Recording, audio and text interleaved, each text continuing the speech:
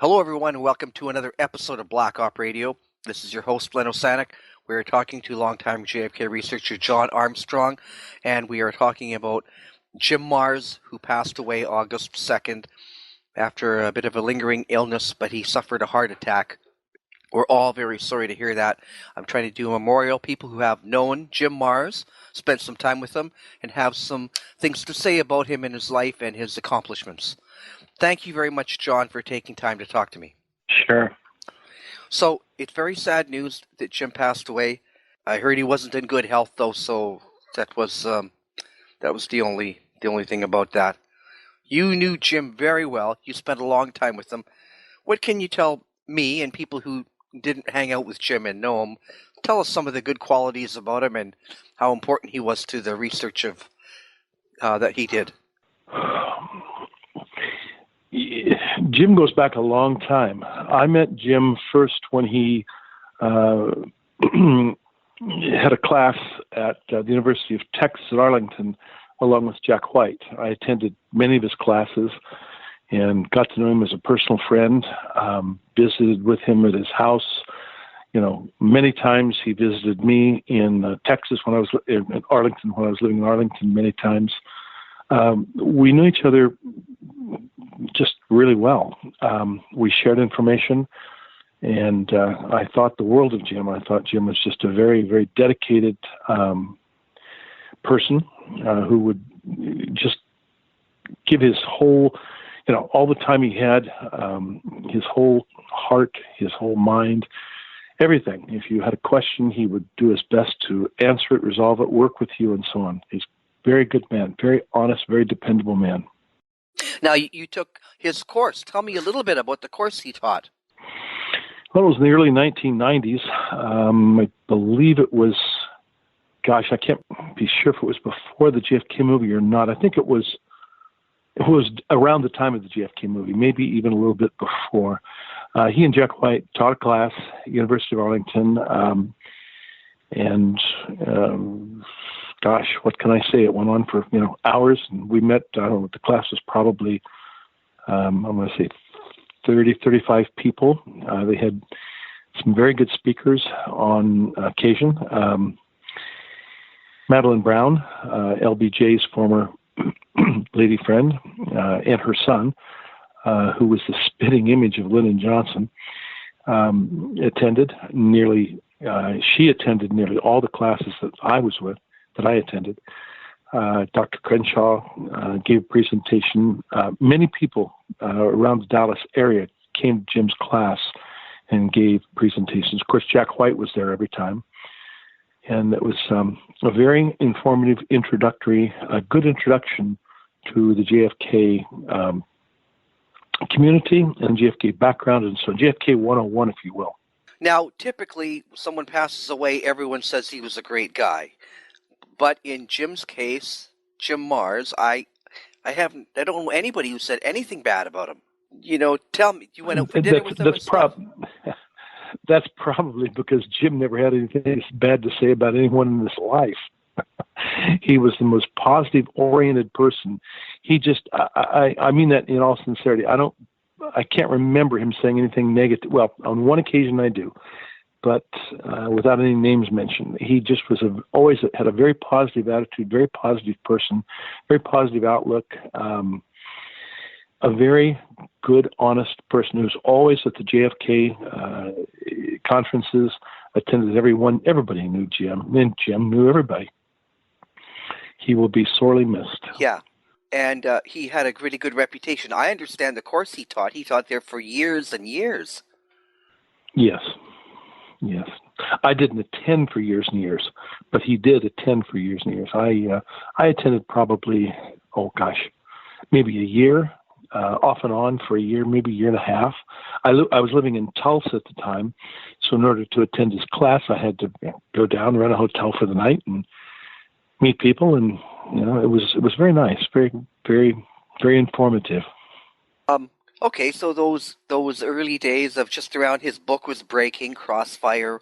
Can you tell listeners about something about the book that particularly caught your attention, or? Well, Crossfire was not to minimize the importance of Crossfire, but Crossfire, I mean, in Jim's own words, Crossfire was like a shotgun approach to the Kennedy assassination. He had bits and pieces of, the Cubans could have done it, the Mafia could have done it, LBJ could have done it. He gave a basic guideline, I guess, I don't know how you'd introduction, to a whole set of different scenarios. And he was not committed until later years on any one of those who did it, so to speak, things. And he participated, or at least helped, in the movie. As I understand, Jim told me the book Crossfire, of course, was used by Oliver Stone as, I don't know if you'd say the basis of the movie, but certainly a big part of the movie. And Jim, interestingly enough, met a few people that he'd never met before through the Oliver Stone movie, witnesses that came forward, that turned out to be interesting, helpful. In that book, he had, because of his, I guess, investigative reporting background, and then turning to write this, he was quite qualified to do that kind of investigative journalism, to put a book like that together. Of course. And he interviewed some people on film that were not, Butch Burroughs, for example. He interviewed Butch Burroughs, which I found that interesting. And he knew Bernard Hare, the fellow who saw the police take Oswald off the back of the theater. And he knew a lot of people from living in the Dallas area all his life. He knew a lot of people on a first-name basis that most researchers like myself did not have the opportunity to do. For me living in Tulsa, if I met someone in, for example, William Wolfe in Slidell, Louisiana, or, Linda Faircloth in Louisiana, it was a one-time thing. Or all these witnesses that I knew and met and knew, Frank Cudlady in Waco and the people in Dallas, it's a one-time thing. But Jim, on the other hand, was there. And he'd see these people all the time. He'd see them, so to speak. And I think Penn Jones Jr. and him, because Jim Mars, because they were in that area, they were the feet on the ground. And a lot of people kind of looked up to them to at least give us the straight goods on what was going on, because of, of course, the press had disinformation, lone gunman, Lee Oswald, just one guy. And can you, do you have any anecdotes about, did you collaborate with Jim? Did you go on road trips together or any kind of investigation? No road trips. Well, no, I take that back. We did go on a couple of very, very brief things. There was a lady, well, never mind. Yes, we went on a couple of things. They didn't amount to a whole lot, so it's better just left unsaid.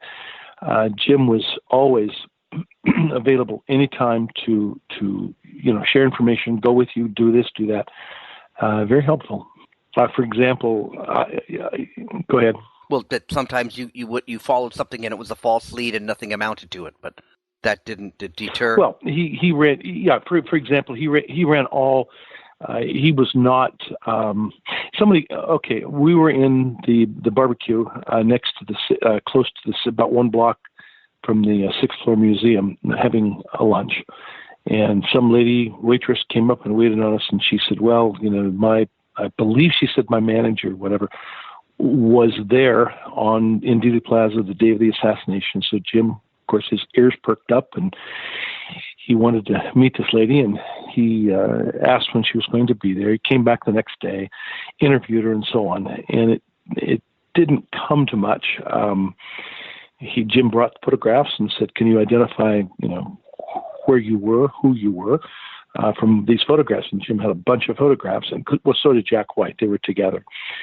And the lady couldn't pinpoint herself, so they kind of just gave up on it. But the point is, if there was even a shred of hope that something could lead to something else, Jim was right there.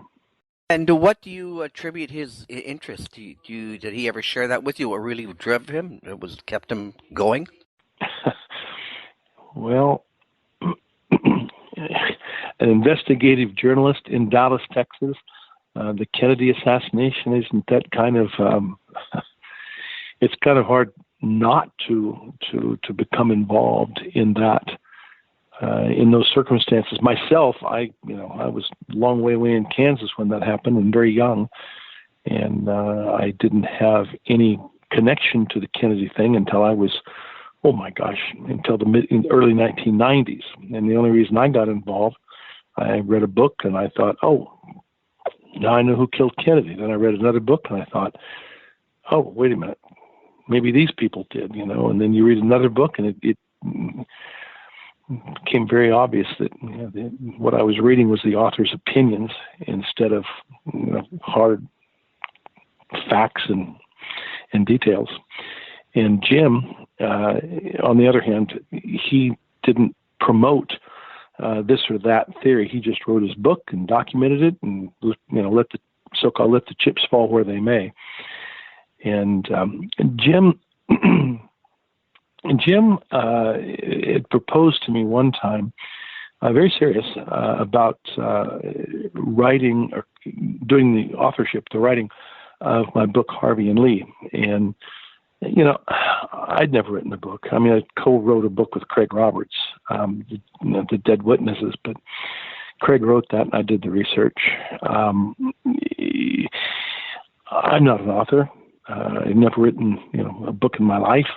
And, here's Jim, who is he's got all the background. He's written books and so on. And I thought it would be a real good thing for Jim to write the book. And I really don't care about publicity. I just as soon stay in the background. And I didn't care to have my name on the book. And so anyway, we went along and talked about that. And Jim said he'd be glad to do it, but he couldn't do it for like 6 or 8 months because he was in the process of writing Alien Agenda. And that was in 2000. That was in the spring of 2003. He came I think his daughter was going to the University of Arlington, and he met me at the cafeteria at the University of Arlington in North Texas, not the University of Arlington, in Arlington, but UTA, but the North Texas campus. And we talked an hour and a half or so, and he was interested in writing the book for me, or taking my research and writing the book, not for me. And I was interested in having him do it. I like to do research. I like to meet people, talk to people, do the background check. Writing is something that takes me a long time to do. I'm quite a bit, interested in details and more details. And it takes me a long time to put an article together. That book took several years to complete. Anyway, the point is that was in the spring of 1963, and I wanted to get the book out for the 40th anniversary, which would have been 2003 November. So I ended up, writing the book myself, and I finished it, and I had a few copies that I gave away at the conferences on the 40th anniversary. And I started selling my books shortly thereafter through the internet, the Last Hurrah? No. The fellow in Florida. Tree Frog? He died. Ed Cherry? No, not Ed Cherry. He died. He lived in Bradenton, Florida. I'm sorry, I can't remember. It's okay, regardless, yeah. So anyway, Jim and I were going to, Jim and Jack and I worked very closely together. I was just as saddened when Jack White died. Before Jack White died, not too long before he died, it's a long story. Jack, I had a lot of my materials stored at Jack's house in his basement for several years. And Jack was feeling ill, and I had to get those materials out of there. And of course, he had access to them; he could look at them anytime he wanted to. But as I was removing the files, my boxes from Jack White's office, his basement, the fellow from Baylor was there. Once again, my memory's fading right now. What was that guy's name? The fellow that was the head of the Pogue Library. Ben something? Yes, Ben. Yeah, Ben. Ben. And I met Ben. Jack introduced me and kind of steered me towards giving. Jack gave all of his documents, to his whole collection, to Baylor, mainly because of Ben, his friendship and closeness with Ben. And Jack suggested that I do the same thing. And I said, that sounds like a good idea. My concern was that when any original documents given by anybody to any university or any library or anywhere for that matter, fall under the supervision of the people who are in charge of that library or place or whatever at that particular time. And conditions change, people change, and that concerned me. A little background is Jack White and I went down to the University of it was TCU, Texas Christian University, and we examined Margaret Oswald's personal collection. And what happened concerned me greatly. And what happened was very simple. They gave us they gave us a room. They put the documents on the desk, and they left the room. We were under no supervision, no cameras, nothing. And here are Margaret Oswald's original documents. And I or anyone who asked to see those documents could have just taken whatever they wanted to and walked out. And that concerned me greatly, that if my original documents or anyone's original documents were given to a particular place, library, whatever, that the same thing could happen. That concerned me a lot. And so I made the decision through talking to Jim and to Jack to simply allow Baylor to copy my documents, and I kept the originals. Anyway, that's... Yeah, I remember his name now. It's Ben Rogers. Yeah, Ben Rogers, that's right. Yeah, I met Ben, and I went to Ben's house several times he lives in South Fort Worth. Met him several times. We had barbecued. It seems like that's what all people in Texas do, is they go to a barbecue restaurant. And they were all good people. Everybody got along real, real well. Now, Jim, I must say I have no idea what Jim did or has willed his collection to. Do you know? Have you heard? No, not at all. I haven't heard. Neither have I. Yeah. So my concern right now just was to make a memorial show. So for people who didn't know him or had just heard him on the show, for instance, exactly what you're telling me. You went to a barbecue with him, or you talked to him, and you knew his disposition. People can read his books, and he has a lot of material there to get more information. But sometimes it's just nice to have other people who knew the person say something. On his Facebook page, I understand they say there will be a wake for him in about a month. So I don't know if there'll be more official statements and things coming up then. But just... Well, he and Jack, for example, he and Jack were lifelong friends. They were, and I say lifelong as long as they knew each other. They were very close. And both of them, in my opinion, were just the salt of the earth. I mean, Jack White, Jim Mars, I could not imagine them trying to trick someone or, they were just honest, good. I don't want to say country people, but just good, honest, salt of the earth people. They just, I don't think they know how to tell a lie. Everything they did was sincere. I mean, it doesn't matter whether or not we had Alien Agenda written by Jim. It doesn't matter to me whether we had a moon landing, which Jack White, just was adamant that we never landed on the moon. Whether they're right or wrong is immaterial. What is material is they put their heart and their soul into their work and their belief. And of course, they didn't take somebody else's idea and think, oh, that's a good idea, I'll write a book. They did things from the heart. And Jim is, like I say, he's just one of these people who if he heard something that would help maybe to solve a problem or, close a gap in a problem, he would do whatever he could to see it to its end, if you understand what I'm saying. Yeah, sure. Now let me ask you, put the question this way.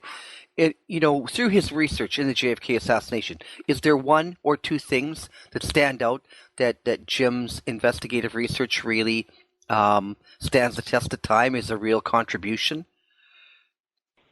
Oh, the one thing is the interview with Butch Burroughs. That was, getting Butch Burroughs on tape to explain his views of what happened. Very, very good. And there's another interview or two. Oh, I can't remember right now, Lynn, what who he interviewed, but it's like I couldn't remember Ben Rogers' last name. Right. I'm sorry, I can't remember. Yeah, there were a couple of things he did that were very, very good. For those who don't know, who was Butch Burroughs? Oh, Butch Burroughs was the man at the Texas Theater who, the concessionaire, who sold Oswald popcorn, and he allegedly saw two people, said he saw two people who, one Oswald go out the front, one Oswald go out the back. He had that on tape, videotape. Yeah. There's also, I'm not sure if he was responsible for this, but there's the gentleman who ended up being the mayor of Dallas later on, right? Wes Wise. Right. Wes Wise. Right. And yes. He came forward to have some testimony about seeing. Did Jim have a role in that? I don't know. Okay, Wes Wise was. No, I don't recall if he did, but Wes Wise was. I mean, I don't want to get off on the subject of it. Wes Wise was extremely important. Right. I mean, Wes Wise is the guy that puts the nail on, an Oswald across the street from Tommy White's garage. Yeah. When the other Oswald was in jail. Yeah. So, just to stick with Jim Marsden, his contributions, I guess everyone will be reading Crossfire again. Is there any anecdotes? I mean, I understand that he had a hard time just getting that published. It was passed on by upwards of 20 publishers before finally someone published it. But I didn't know that. No, I didn't know that. I remember Jim's book was available about the time. Gosh, I might have attended one or two classes, or it might have even been before. But right around the time I was beginning to attend the class, the Crossfire book, the book Crossfire was published, and I bought, probably 10 copies at once, and I shared them with people in the Tulsa area who were interested in the assassination. Well, very good. I really enjoy speaking to you. I mean, we'll talk again. We'll come back on in a month or something, and we'll talk about research. But just tonight, maybe, if I don't want to rush you or anything, but I'm just saying, to wrap up, what are the kind of thoughts that you would like people to remember about Jack White, or know about his work? Just 100% honest, dedicated people who just wanted to find out the truth. They did, they weren't authors, but they weren't authors, so to speak. In other words, they didn't have an idea that ABC did it and then try and fill in the blanks to make sure that ABC did do it. They just put out the information that was there and tried to promote what they saw as being, factual information. A lot of things they couldn't explain. They didn't know how to explain it. And to this day, Jim would tell you, I can't explain that. But the point of it is, he was sincere in everything he did. Every conversation I had with Jim was just, he'd always take my calls. I talked to Jim probably once every 2 weeks at least. And I talked to him for years. And then I remember, I'm going to say month and a half ago, I call up and his wife, and in all the years I talked to Jim, his wife never once answered the phone. And then about, I'm going to say a month and a half, I don't remember how long, a month and a half or so ago, his wife answered the phone. I'm assuming it was his wife. A lady answered the phone. I said, "Is Jim in?" "No, he's not." I said, "Okay, thank you. I'll call back." And I called back, let's just say a week or two later. "Is Jim in?" "No, he's not. Can I ask who's calling?" And I said, "Yes." I gave her my name and my address, told her what it was, a friend of Jim's, and she says, "Yes, I know about you." I said, "Okay, well, tell him I called." And I got off the phone and I thought, oh boy, something's not right. Jim told me his health was not great. He didn't go into specifics, but when you talk to a fellow for years and years and years, and then all of a sudden he doesn't come to the phone, you don't want to think about the worst, but it's still a little, something in the back of your mind, something's not right. And then when you called me today and said that he passed away, boy, it's just very sad. I'll miss him. I'll miss him. I remember his voice forever. Well, luckily I have many of his interviews. He did many radio shows, so everyone will have stuff to look back on. The one thing that may not be as common as you would think in the research community, but it seems that he had the respect of everyone. Like you say, whether you agreed with the various theory or comment he made, he had respect. I think a lot of that comes from the way the research community operates. And I don't, how do I say this? I like to do research. I just like to do research, solve a puzzle, if you will. I could care less. In fact, I've never wanted any publicity. Don't want that. My view, Len, is that every piece of a document, every photograph, everything out there on the Kennedy assassination, in my view, should be made public. And that's why I put all my documents online to Baylor. And I told Baylor, I said, they have to be online, and I've got copies of the CDs, and I've made copies of the CDs, so if they ever get lost, I can give them away to people if they want the CDs and so on. And in that context, Jim was the same way. He would never withhold any information. And Jack White was the same way. They wouldn't say, well, I've got a document here, I'd like to give it to you, but I'm holding it for my next book. They weren't like that. They would give you, the shirt off their back, if you will. They're just very honest, good people. And if there's one thing that people should understand about Jim Marrs, it's, he put his heart and his soul into his work, and he did the best he could. Well, it seems by becoming an author and getting out of the reporter business that he did well for himself, that he was able to earn a living. Just 10 or 13 books, I'm not quite sure how many, but they're there on his webpage and in the Wikipedia page, So, good for him. And Absolutely. I mean, you can only do so much with the Kennedy assassination. I mean, people ask me from time to time, what about Martin Luther King? What about Robert Kennedy? What about 9/11? And my comment is always the same. I said, look, I've studied Lee Harvey Oswald. I haven't studied the number of shots, the shooters, who did it, and medical evidence. I haven't studied any of that. I've just studied Oswald for some 20 years. Now, if you ask me about Oswald, chances are I can give you a reasonable answer. But if you ask me about these other things, Robert Kennedy, this, that, my comment is very simple. I don't have a clue. There's a lot of what ifs there, but for somebody to really make give a considered opinion, you have to spend a long, long time to investigate those things. So you can't make a living out of studying Kennedy and writing books about Kennedy. There's only so much you can do. Jim did what he did best, and that's he wrote books. He was an author, and he happened to be an author of one of the better books in the Kennedy assassination.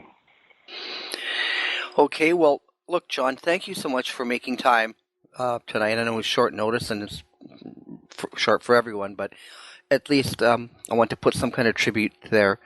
And Look, I'll call you again, and we'll have a conversation about other stuff down the road, a month or so, or something. All right. In the meantime, is just to wrap up, is one final comment about Jim. One final comment about Jim. My only comment about Jim is I'll miss him. And I think a lot of people will miss him. All right. Thank you again for making time. Have a good evening. All right. Thank you. Bye-bye. Good night. Okay. Hello, everyone. Welcome to the next segment of Black Op Radio's tribute to Jim Mars. I have an email in from Malcolm Blunt.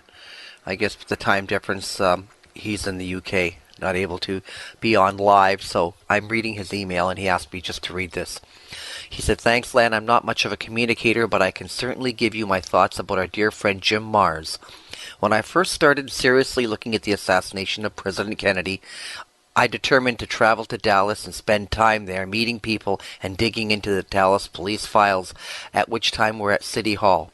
Whilst working at the Dallas Municipal Archives, I met another researcher who pointed me towards a class being held at UTA, University of Texas at Arlington. So I went there, signed up for the course, and met the teacher, Jim Mars. What a guy, as down-home as you could get, and deeply knowledgeable. Someone who within seconds made you feel at ease and welcome. Sometimes after a class he would look at me and say, 'You seem troubled, Malcolm. Let's go get a beer.' And we would go to a bar, and I'd say, 'Jim, I don't quite understand this or that.' And Jim, in his own inimitable way, would spell things out for me. He was the kindest soul, and if there was a more entertaining fella to be with, I never found such.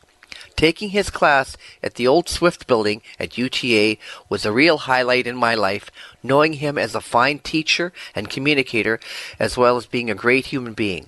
I will miss him, as well the countless number of folks who crossed his path over the years. Adieu, my friend." And that was from Malcolm Blunt. Thank you very much, Malcolm, for that contribution. Now continuing with our tribute to Jim Mars. Next email in is from Oliver Stone to me here at Black Op Radio, and he says, "Len, my gratitude goes out to Jim Mars and his family for the help he gave us in understanding the JFK assassination. May he rest in peace, and may his tormentors know the difference. Oliver Stone." And thank you, Oliver, for that contribution. Welcome back to our tribute to Jim Mars. And right now we have on the line Dr. Cryril Wecht. Hello, Dr. Wecht. Good evening, Len. It's a pleasure to talk with you and all of your fans and listeners. Yes, we've lost a wonderful person, a very true gentleman in every respect, and an important person in our JFK critic researcher community, if we may refer to it. Jim was an avid researcher, very intelligent person who looked at things in a careful, objective manner. His reasoning was always precise and fair. He contributed a lot. He was admired and respected by all the people who worked with him. His book, his writings, of course, are top-notch, and something to keep in mind, of course, for people who are into the case and maybe have not had a chance to read what Jim had written. So that's what happens, Len. We're all growing older, but we've got to hang in there, my friend. This and next year, these are critical years with the release of the JFK records called for this year, the 55th anniversary going into next year, and these could be very critical in terms of ascertaining where we are. Will we learn anything new? Will there be any breakthrough? I don't know if there's going to be anything truly dramatic. I'm not sitting around expecting an explosion, but nevertheless, whatever is there will be relevant, and for some reason was withheld back then. So, one must rationally, objectively think that the government, CIA, FBI, had a reason for holding back things, or possibly the Warren Commission. We can't tell who deceived whom then. Within the government circles, they were playing games with each other, the agencies and the Warren Commission, and even within the Warren Commission, I don't think that there was total candor among those members. So we'll see what unfolds. So I have warm memories of Jim Marrs, and get to see him often. He in Texas, me in Pittsburgh, but in meetings there throughout the years. I think we developed a healthy respect and a nice, pleasant friendship between us. I shall miss him, and I would like to pay my respects on your program, Len, to his family, all of the survivors of Jim Marrs. They have lost a real fine person.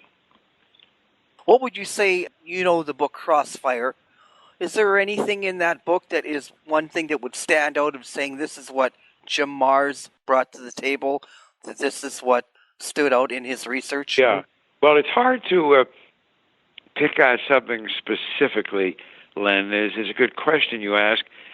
I don't think there's something that I recall of a very dramatic nature that would not have been commented upon in other books in past years by other of our colleagues.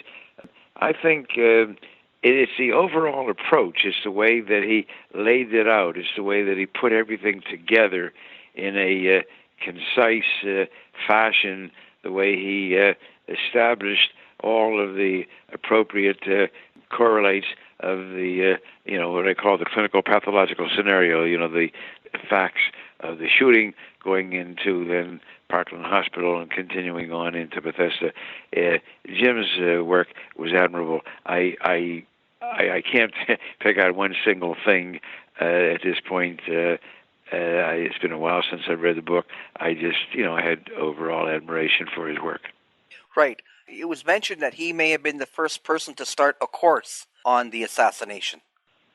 That I don't know. That's an interesting observation. If it indeed be true, he certainly, I know, was among the first. I really don't know, who started the first course somewhere in America. I've come to learn about different courses from people, that we don't know within the critic researcher community necessarily, but who are involved on their college, university campuses. So Jim certainly was a leader in that area of the investigative endeavors also. Well, like you said, he seems to be one of the few people that is just respected by everyone. I mean, a lot of people, they hold, like a flag, their view of something, and if you don't agree with it, there's big friction in the community.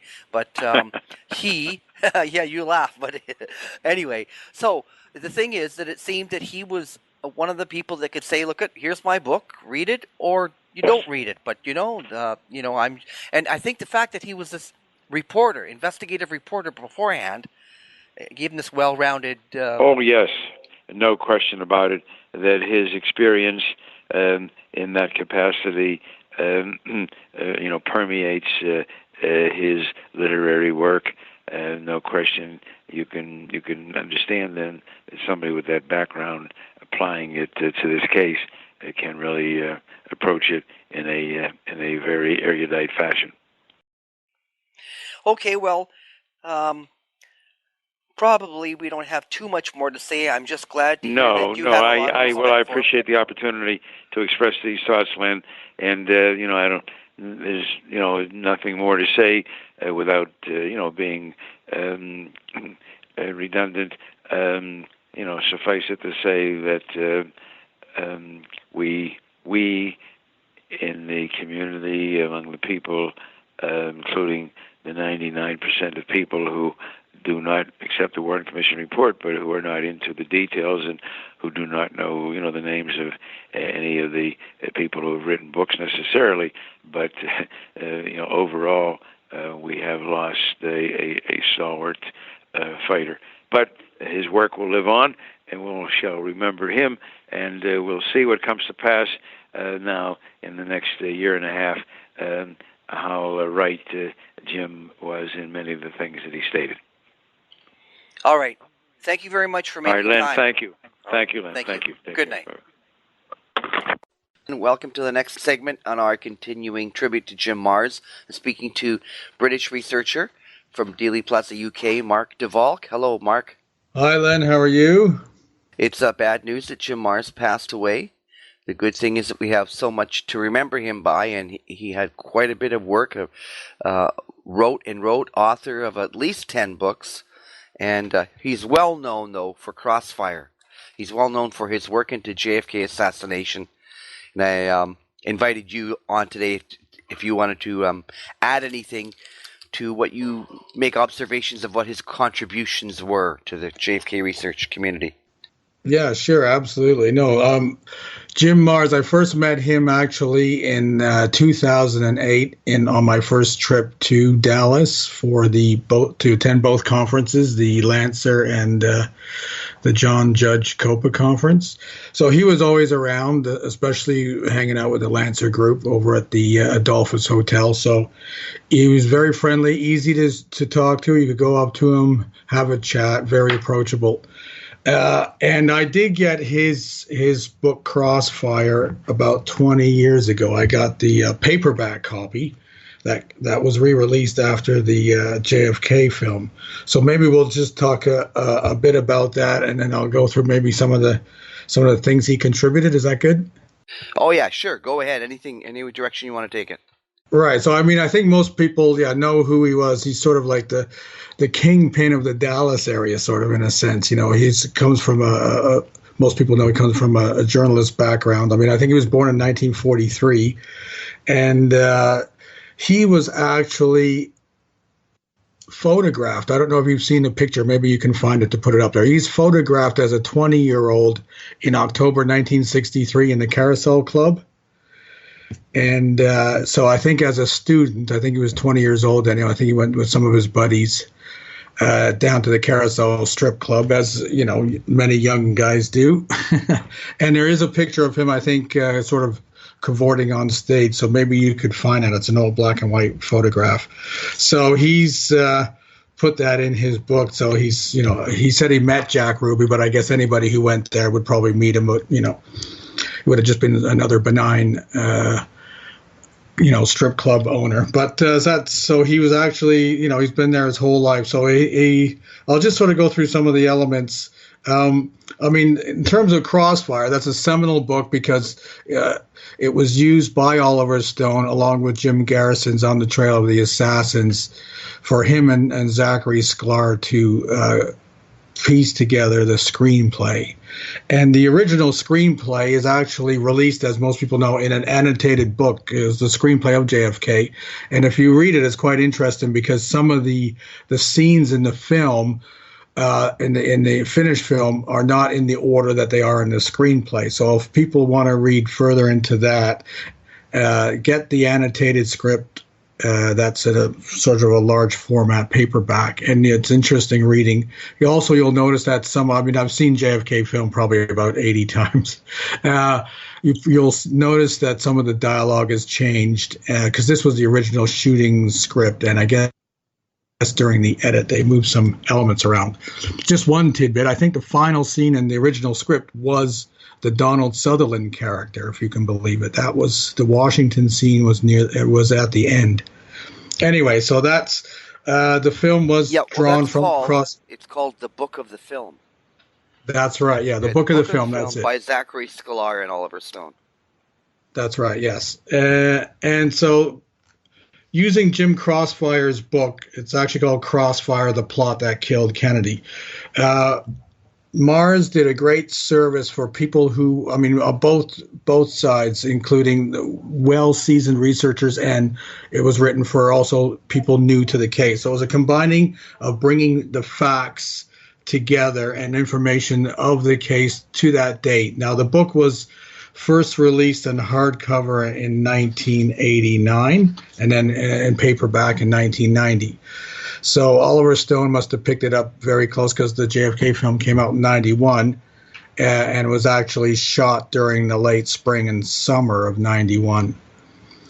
So Jim Mars was, an advisor along with Robert Groden and a few others.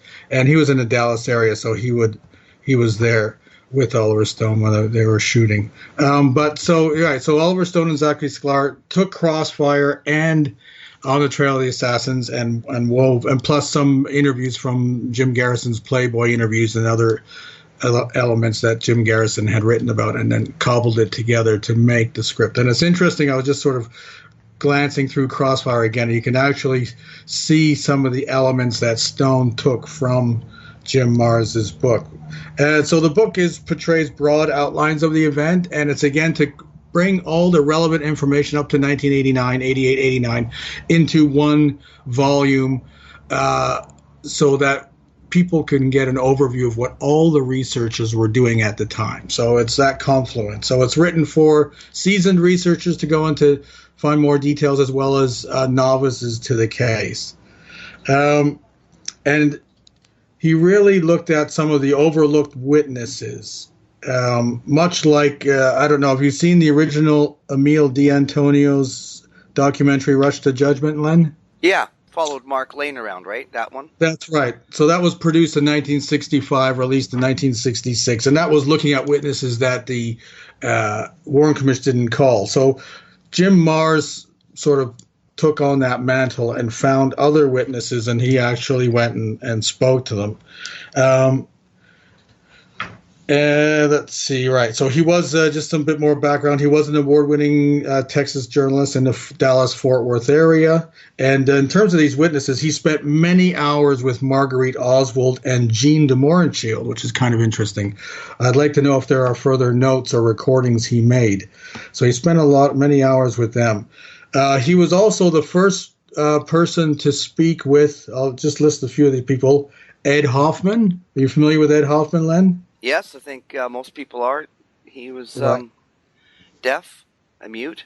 That's right, and he was from over the bridge. Yeah, that's right, standing in. So he spoke to him. He also spoke to Gordon Arnold. That's a controversial figure. Are you familiar with Gordon Arnold? Yeah, featured on the series of Men Who Killed Kennedy. That's right. Yes. And so he was someone who saw somebody up there, right? And then he was, I guess, what did he say? He was shipped off to Alaska. Oh, dear. Well, he was in the Army, apparently, yeah. Now, that's quite controversial because no one's ever seen any photographic evidence of this Gordon Arnold. But in, The Men Who Killed Kennedy, and I think our old friend Gary Mack and some people said he was there and they interviewed him. So, but anyways, the point is that Jim Mars was the first person to sort of speak to him. Madeline Brown as well, but I know a lot of her musings now are sort of suspect and are not counted, although she released a book and, had the affair with LBJ. But, she might have, I think most of us agree now that she sort of had the fantasy ideas about what was being said at this private party, you know what I mean, the night before, that where J. Edgar Hoover attended and so forth. But he spoke to her earlier, and also a woman named Esther Mash. Are you familiar with her? No, I'm not. Yeah, I'm trying to look her up. I saw that he mentioned her, so maybe if any of your listeners know of an Esther Mash, if they could enlighten us, because he mentions her, but she's not listed in the index, and there's no interview with her. So that's a new person for me. So, right, as I mentioned, he did visit the Carousel Club in September '63. He was also in the fall of 1964. Did an in-depth interview with Major General Walker, our old friend. So he was on the ball right at the cusp of the release of the Warren report. So he did an in-depth interview with Major Walker. And, of course, Mars grew up in that whole area, so he really understood, the history of Dallas, the politics, and the people. So he was, right in the thick of it. Also in 1976, he started teaching a course on JFK at the University of Texas at Arlington. And he was the first person to offer a university-level course of this nature in the United States. So good for him. And I think many of researchers attended over the years a course or two. I know John Armstrong has mentioned that he attended some of these classes. I also do recall Jim saying that he would have some, naysayers show up sometimes, lone nut proponents who would disrupt his class. So he had some things to say about that people could look up. I'm just going to bring up a couple of witnesses. I looked through his book again that I have, these are the witnesses that weren't called, but also witnesses that are really not well known. Do you know somebody named A.J. Milliken? No, I'm not familiar with that. Well, he was a co-worker of Howard Brannan. You recall Howard Brannan. Howard Brannan was that, the only witness to say he saw Lee Harvey Oswald in the window, if you recall. Anyway, so this A.J. Milliken was a co-worker of Howard Brannan, and he he told the authorities basically that he was standing on the north side of Elm Street, about halfway between like Houston and the underpass, and he noticed a truck. Now we know that Julianne Mercer had seen a pickup truck that she described one of the driver being Jack Ruby and people taking out long carry bags, likely with rifles in them. But this guy, who was a coworker of Brennan's, saw a truck called Honest Joe's Pawn Shop park near the depository and then drive off about 5 or 10 minutes before JFK arrived. And this is I'll just quote what he told the sheriff's deputies. So this is quoting Milliken. Just after the president's car passed, I heard 3 shots from up toward Elm by the book depository building. And then immediately I heard 2 more shots from the arcade between the bookstore and the underpass. Then 3 more shots came from the same direction, only sounded further back. It sounded like a 45 automatic or high-powered rifle. So here's this Milliken. He provided one of the clearest descriptions of the firing sequence and location, but was never interviewed or called to testify by the Warren Commission or the HSCA. And he passed away in 1986, having never been questioned by anyone. Another person who was there, have you heard of a woman named Sandy Speaker? No, I haven't. No. Yeah, Sandy Speaker corroborated Milliken's story. Now, Jim Mars, this is a direct interview, and so Jim Mars found her, and this is what Sandy Speaker told Jim Mars. So I'm quoting. I was the superintendent of construction for the Republic Bank project at the time. Milliken and also Howard Brannan were working for me. We were fabricating plumbing piping for the Republic Bank building under construction at the west end of Pacific Street, north of the Texas School Book Depository. Milliken and the whole crew had knocked off for lunch and were by the depository building to watch the parade. I hadn't gotten there when the motorcade passed. I was less than half a block away and heard the shots. I heard at least 5 shots, and they came from different locations. I was a combat Marine with the 1st Marine Division in World War II, hand-to-hand combat, missions behind enemy lines, and I know what I'm talking about, and I've said for years there were more than 3 shots fired. So that's Sandy Speaker, supervisor to Howard Brannan and Milliken. So that's sort of interesting. Another one I thought was interesting, I just pulled out of Jim's book that reminded me, our old friend Emmett Hudson. Do you remember Emmett Hudson? Yeah. So he's the groundskeeper. Everybody knows him. And he said, here's something interesting he said, and then it got me thinking of this other guy, Jack Lawrence. Do you remember Jack Lawrence and his connection with downtown Lincoln Mercury? Right. Mm-hmm. Right. So this is so we know that in the book here. So Emmett, in terms of the Emmett Hudson story, right? So he's talking about, because remember, we know the photograph. We know Emmett Hudson, the groundskeeper, is standing on the stairs with 2 other gentlemen, one beside him and one a couple steps down from him. If you recall is in the next film and some of the still images. But nobody, as far as I know, Emmett Hudson was interviewed and made his statements, but who were those other 2, Len? Do we have any idea who they were? No, I haven't looked into it at all. Yeah, so here's how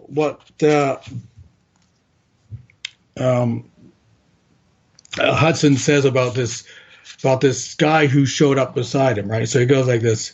In his Warren Commission testimony, Hudson recalled, quote, "Well, there was a young fellow. Oh, I would judge his age about in his late 20s.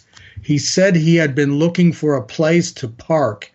He finally had just taken a place over there in one of them parking lots, and he came on down there and said he worked over there on Industrial, and me and him both sat down there on those steps. When the motorcade turned off Houston onto Elm, we got up and stood up, me and him both.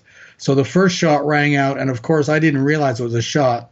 The motorcade had gone further down on Elm. I happened to be looking right when the bullet hit him, the second shot. It looked to me like it hit him somewhere along the line behind the car and a little above the ear on the right-hand side of the head. The young fellow was standing there with me. He says, 'Lay down, mister. Someone is shooting the president.' He kept repeating, 'Lay down.'" So then I was thinking about this story about Jack Lawrence and that's on page 71 of the paperback. On page 339, Jim Mars then describes this Jack Lawrence fellow and his job down at the downtown Lincoln Mercury, which he only got 1 month before. And the downtown Lincoln Mercury was 2 blocks west of Dealey Plaza, right?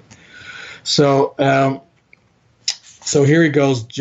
Jim Mars goes, "Another odd arrest, that of Jack Lawrence, deserves serious study. Lawrence was arrested late on the afternoon of 2263, November, after his actions caused suspicions among his co-workers at the downtown Lincoln Mercury, located 2 blocks west of Dealey Plaza. Lawrence had obtained a job as a car salesman at the dealership just 1 month before the assassination, with references from New Orleans that were later discovered to be phony. Lawrence never sold a car, and on the day before the assassination, he had borrowed one of the firm's cars after telling his boss he had a heavy date.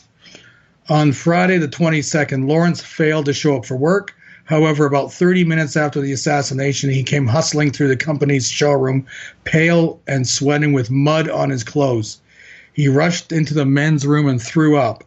He told co-workers that he had been ill that morning and that he had tried to drive the car back to the dealership, but had to park it due to heavy traffic.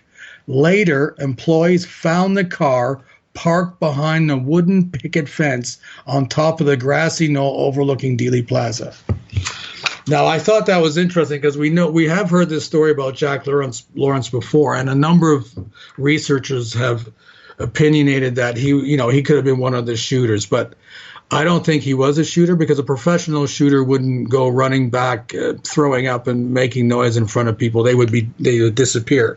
And I was thinking about this Emmett Hudson thing, and I'm thinking that the young guy who came beside him, what if it was Jack Lawrence and his role, everyone being compartmentalized, he's a young guy, like Lee Harvey Oswald. He's some intel guy who does these extra odd jobs. He's put in the downtown Lincoln Mercury, told the day before on the 21st to go drive one of the cars, borrow them, and leave it behind there, maybe with the keys somewhere, and that he's to go and then the day after or that day and retrieve it. Now, what happens is that he's there, something to do with the car, but he's viewing with Emmett Hudson and doesn't realize that an assassination is going to take place, but something might happen. That's why he's ill. He probably wasn't prepared, but he knew he was doing something by bringing this car there.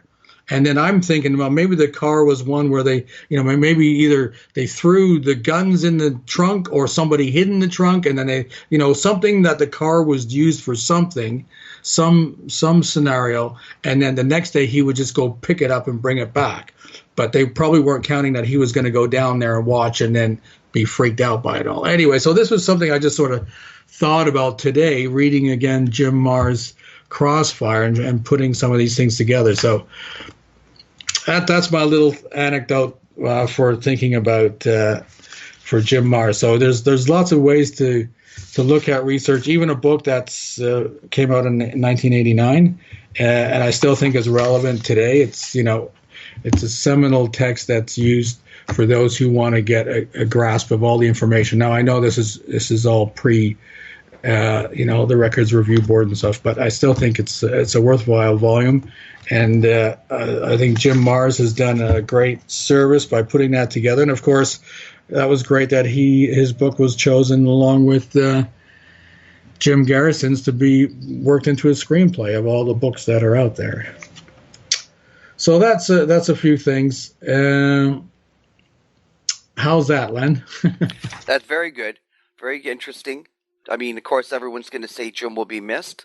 The good thing is he was on a lot of radio shows. He did a lot of speaking engagements. He was always, like you say, available. He was in Dallas a lot. So every anniversary conferences, you got to see him. And he was on Black Op Radio, from time to time. And, he did good work. He left with a lot of integrity, respect, Yes, and he does have. I looked at his website. I don't know if did you have a chance to look at his website? Yeah. It does have mixture of. It's like anything else. Sometimes people are also doing other research areas that that's sort of out of your comfort zone. I know he was looking into other areas of the occult and UFOs and things, and that's not sort of my bag. But my focus is that in terms of the JFK work, it's 100% there. And I'm just looking at the areas I recommend for those listeners who don't have Crossfire. You do go and get it. It's on eBay. You can get a used copy. But it's great. It covers, I'll just sort of go through what he covers here. I mean, he's pulling together, again, all the research to the date to the late 1980s. So he covers the whole kill zone, it's called, the whole Dealey Plaza, the Babushka lady. There's a whole thing about that. Is Beverly Oliver the Babushka lady or not? I know he was a big supporter and thoroughly believed that Beverly Oliver is the woman who's saying that, is the woman that we've met in Dallas at the conferences, and is the Babushka lady. Now, he's saying that she would have been 19 years old at the time. I mean, we've seen the image of the woman in the film standing beside, Mary Muchmore and Jean Hill, right? The woman who's looks like she's holding a camera up to her eye. Do you recall that, Len? Yeah, right. And to me, just looking at it, it doesn't look like a 19-year-old from behind. That's just my thing. I always thought, I'm not going to have a quarrel with Jim about that, because he's spoken to her and interviewed her, and he believes that she's authentic. But just visually, when I look at the film, it seems more like an older woman sort of outfit and stance and body position, not a 19-year-old. But that's just my observations. So he talks about that. He goes into the Texas School Book Depository, the distracting seizure that we know occurred just like literally 5 minutes before the motorcade, and an ambulance was just happened to be a couple blocks away. He goes into the man in the doorway. Now, I know that's sort of come, I know that your old friend Jim Fetzer and some of his crew are pushing Oswald in the doorway, and that's another contentious research area. But Jim had flagged this back then. So he also talked about, all the witnesses talking about the smoke and the grassy knoll, the third wounded man, of course, the black dog man, the badge man, and the other witnesses. So that's in his first section. Then he goes and looks at Lee Harvey Oswald, and then he does extensive chapter on Marguerite called A Mother in History, and then talks about Ferry and Oswald's library card. I mean, if that isn't, what are the odds of a Ferry running around New Orleans asking to get his library card back because he lent it to Oswald? I mean, if that doesn't say, that would have been interesting for Oliver Stone to put that in the film, because it's so absurd. But there's so many witnesses, landlords in New Orleans who said that Ferry was knocking on the door asking if, Oswald left his Ferry's library card behind. You know what I mean? So that might have been an interesting scene. Then talking about the Russian Oswald. Then he goes into the Russian with Robert Webster. Is he another Oswald? So he was already onto that. And then the defection and Oswald in the U-2. So he was into that.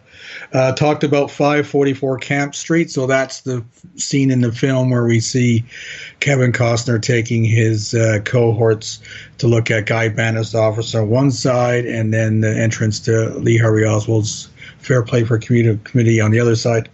And of course, we all know here Oswald was coming down from Dallas looking for work, yet he's able to afford to rent an office, rent a printing press, purchase paper for leaflets, purchase ink.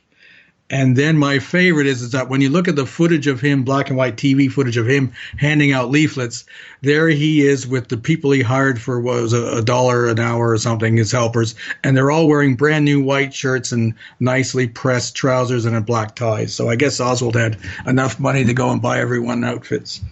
Then Jim gets into the mafia parts and talks about Marcello, Lucky Luciano, and that background. Trafficante in Cuba. Then he getting into this notion of the Manchurian candidates and the notion of was Oswald a spy. Again, this is in the late 80s, so he's pulling together that information at the time. Getting into J. Edgar Hoover. Did Oswald work for the FBI, Secret Service, and then, of course, the Secret Service drinking in the cellar, so he gets into that. Then he gets into a section called Rednecks and Oilmen, where he's talking about the Edwin Walker case, Nixon and JFK, because we know Nixon was left on an early flight from Love Field, which is an interesting scene in Oliver Stone's film Nixon, where Anthony Hopkins is at Love Field and, with great consternation says, "Let's get out of here," before JFK's Air Force One gets in a few hours later. Some of Oswald's friends he gets into. Then he gets into a section on the military-industrial complex, Kennedy and Vietnam. Then goes into the Dallas area with the mysterious Secret Service man, and then even discusses the potential Harrelson character as being one of the three tramps. If that's true, if Charles Harrelson is that, and we know who his son is, right, Len? Well, I don't think that it's Charles Harrelson, if you ask me.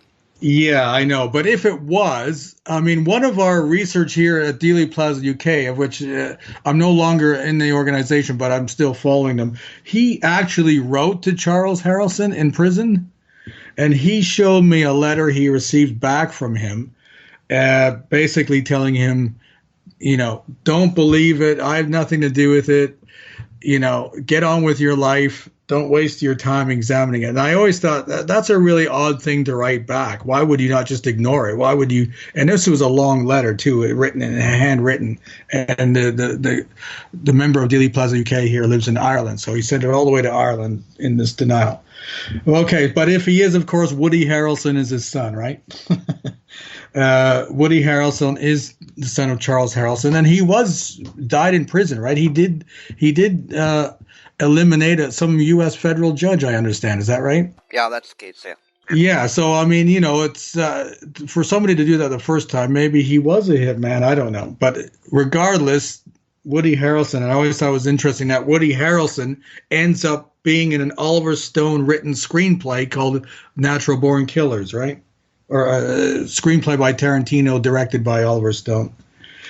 So it might be some interesting synchronicity there if that was true. Anyway, so he talks about Harrelson and then the shooting of Tippit and the rest of Oswald. Gets into the two hospitals, Jack Ruby at Parkland, which we know the Seth Cantor has identified. I'm convinced that Ruby was at Parkland. I believe Seth Cantor, the journalist there who knew him, who saw him. There's a photo of him, right? Of Ruby at Parkland? Yeah. Oh, maybe you want to put that up. You sure it's at Parkland, not in the, not with the Henry Wade picture? No, I know that, yeah.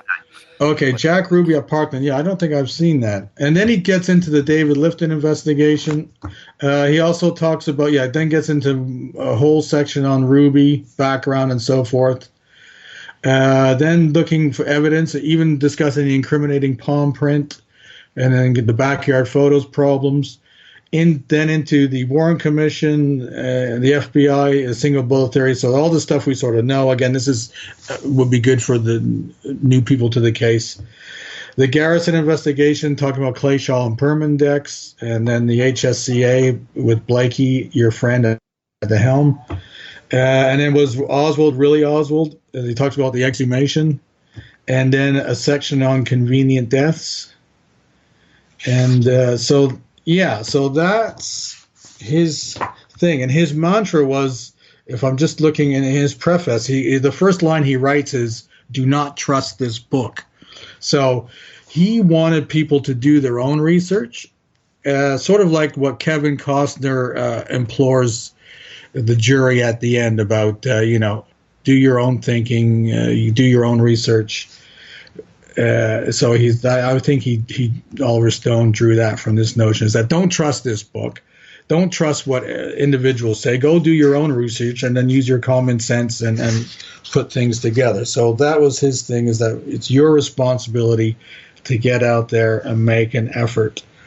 Yes, because we have to distill through the disinformation. That's really the hardest part. Actually, I think that's the Fletcher Prouty character.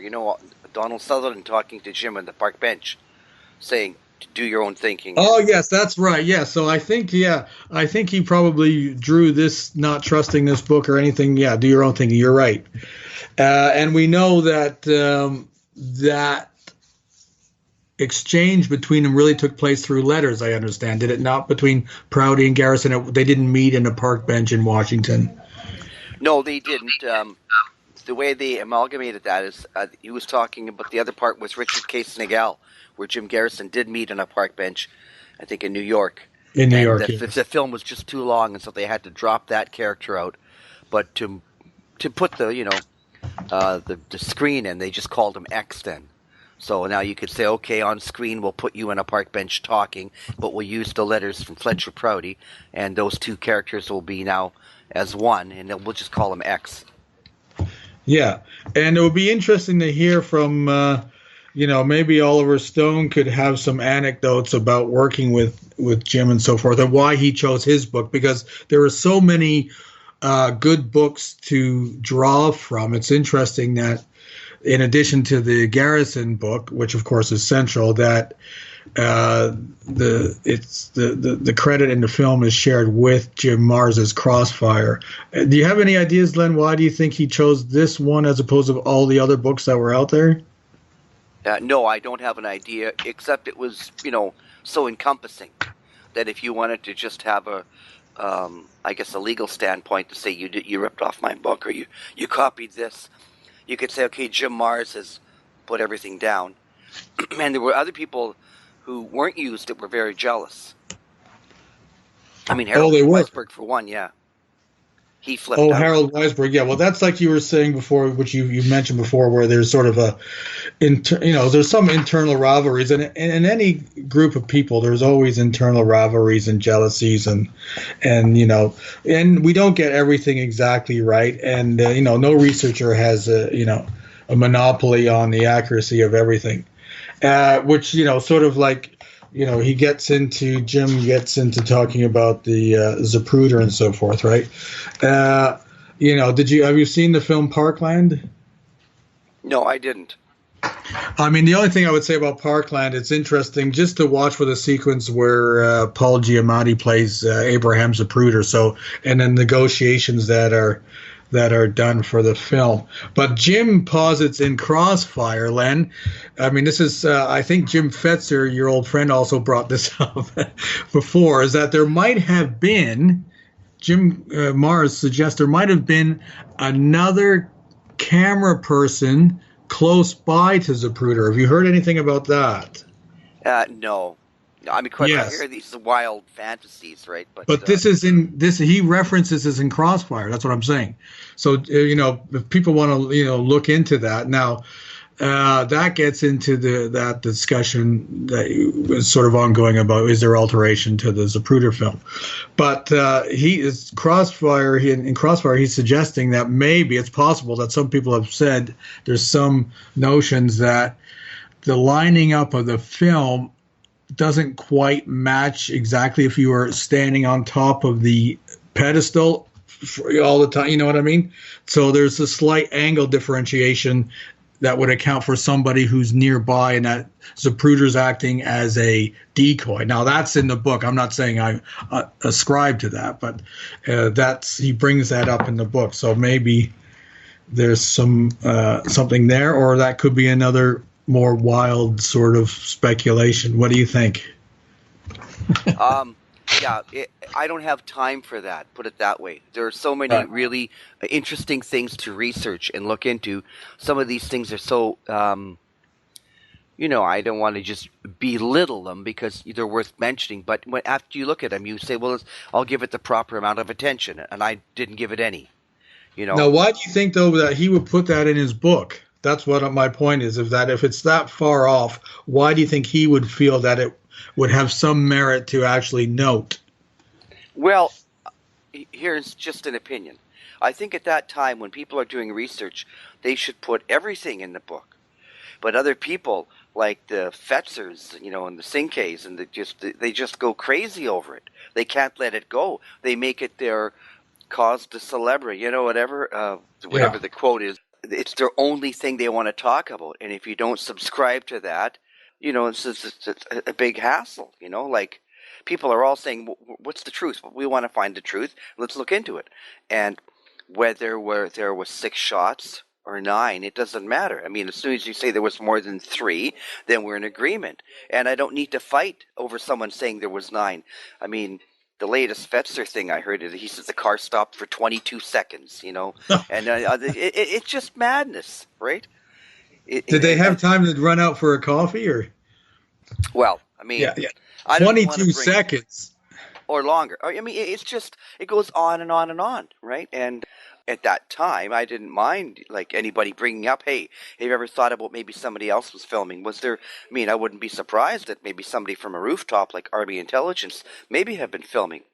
But I mean, when you make a copy of a film and a copy of a film, and maybe you even film a copy being projected. I mean, there's so many things you can do to try to obscure something. And if people want to say there's something edited out or there's something, but I mean, this Zapruder film, you can just take a frame, any frame, and say, okay, there's the people in this frame. Let's compare it with every other film. Well, what are the problems? Well, yeah, that brings up a good point because I remember you had, I think I wrote to you about this before. You had Jeff Carter on before, and he was talking about the Z film. Do you remember that show? Oh, yeah, I do. And I think maybe we should talk about that for a moment. I think Jeff's done some really good research, but as I mentioned to you, I mean, he did say, he said that in terms of he was talking about Hawkeye Works or the NPIC, the National Photographic Interpretation Center, and he was sort of suggesting that nobody would do that because it would be a capital crime. I think that was his direct quote, was it? Yeah, I don't know. I don't remember what the quotes, but I mean, Yeah, he actually said no one would do that because it would be a capital crime. And I just thought that was maybe a bit naive to think about, the Hawkeye Works wouldn't, I think the Hawkeye Works in Rochester had a CIA element to it, certainly an intelligence compartmentalized area or offices or so forth with the advanced sort of a kit at the time, because there was the ability to do traveling mats and so forth. Yeah, I mean, if you talk about, just because we're talking about the Zapruder film and you've mentioned Fetzer now, you brought him up. Well, his great Zapruder film hoax, remember, he didn't write that. It's just a collection of people who've done the research. So what I would encourage people to do is, if they're thinking about this Z film potential alteration, is to get that, because it's just a collection of people, including Jack White, John Costella, remember him, David Mantic, David Lifton. I think these are serious researchers, and even though Jim has lost the way, he was an editor of these books, so he didn't do original research. He just put people together, and I think this collection is a good collection of researchers to start to grasp some of the anomalies of the film. And then, of course, Doug Horn. Doug Horn. Okay, well, you know what? I hate to cut you off, but I was going to say, look, why don't you come back on a month or so from now and we'll have a long discussion about everything. Today, I just wanted to stick to Jim Mars. Yeah, sure. Yeah, we'll do that. Yes, we're going off on a tangent there. Okay, so I think in terms of Jim, I would encourage everybody again to to read the book. He's got some good photographs in the center part, so it's a high quality paperback. I'm just looking at him. The one great picture here is that gentleman who's leaning down, picking up some kind of bullet shell or so forth, with the Texas School Book Depository in the background, but it's on the other side of the grass mill. Right? Well, he's standing there, an old buddy there with his glasses, hat, and cigarette. He's everywhere, isn't he? He was there when he picked it. Wasn't he also at the Texas Theater as well? And yes, he was at the Texas Theater as well. And he was also at when Oswald was speaking in the hallway there. You can see him in photographs. But Jim's got some good photographs here for picture. He's actually got a Jack White photograph in here, pasting two different Oswald photos together, facial photos that show discrepancies. He's also got a photograph of Miltier in here, Joseph Miltier, Gene Hill, the Tramps, and then a good selection of the backyard photographs, including the backyard reproduction photograph or reenactment photograph with an FBI agent standing in the backyard, supposedly in the same position. Picture of Jack Ruby and a picture of expired Oswald in the coffin, which is a strange-looking picture. And then his Penn Jones has got a picture provided of the note he gave to Mr. Hunt, which says, "I would like information regarding my position." Now, do you think it's Howard Hunt or H.L. Hunt, Len? Yeah, well... We don't know, yeah. So yeah. Jim, and he's got the picture of Heidel's Selective Service ID, so you can have a look at that. And then goes into the single bullet theory. So this really is, it's still relevant. I would say if you're new to the case, there's nothing wrong with getting this book to see just historically where researchers were in the late 80s. Of course, we've progressed leaps and bounds since then, but I think some of these older works are still good primers to have, you know what I mean? And then when you read the new researchers like, Jim DiEugenio's materials or James Douglas or Doug Horn's, you can see how the materials have progressed since the release of the AARB and so forth, right? But I think most of his stuff holds up pretty good. There's a few things he gets in there, like we mentioned, Madeline Brown. There's a lot of discrepancy with her recounting of the party the night before and so forth. So she's been basically discounted. But also these other peripheral witnesses that he found, like the Millikan and this man, Sandy Speaker, who was Millikan and Howard Brennan's boss. And they were worked at a pipe fitting company doing work behind the depository. So that's interesting. And also they talk about Howard Brennan been taken away for like 3 days or something. He was incognito for 3 days and came back, and apparently his supervisor said his hair had started to turn white. So I don't know what they must have got to him, but that's all in this book too. So you'll find some interesting extra nuggets of witnesses that he's found and interviewed and made highlights of that we don't normally read much about. You know what I mean? Well, one thing, as you mentioned, some of these problem areas with researchers, that Jim didn't have a problem with that. I don't think he ever had any real hassle. And if someone said, listen, he subscribes to Madeline Duncan Brown, or not, he would just smile and say, well, here's what I've dug up. You either agree with it or not. He didn't make it like you have to take my road on this, and he was very very easygoing about the whole thing. He said, "This is what I found out. What do you think of it? And if you agree, fine." I mean, other people aren't like that. They're very stuck in there. But that was one of the attributes, I think, of Jim Marrs. What a pleasant disposition he had, regardless if you were on his side on some item or not. Yes, no, and he was always very friendly. He had his signature fedora on at most of the times. He sort of reminded me of the character. What's that old Christmas movie? Who plays the Santa Claus? Miracle on 42nd Street? No, is that it? Yeah. He reminds me, for some reason, he reminded me of him, a wise gentleman with white hair, white beard, and a fedora, so he looked like an investigative reporter, but always made time for everyone, and, he has a positive energy, and I'm not quite sure, was it a recent illness, Len? Do you know what happened? Well, he passed away of a heart attack. Oh, it was a heart attack. He was ill, yeah. Yeah.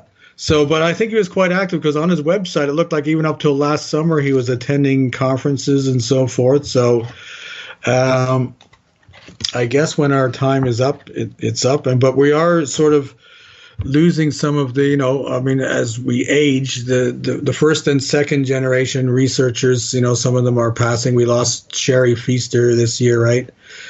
Jim is now gone, and Rich De La Rosa's gone. There's a number of Judge, right? John Judge, of course, right? And it's time's marching on. We're all getting up. Jim DiEugenio has famously retired, I understand.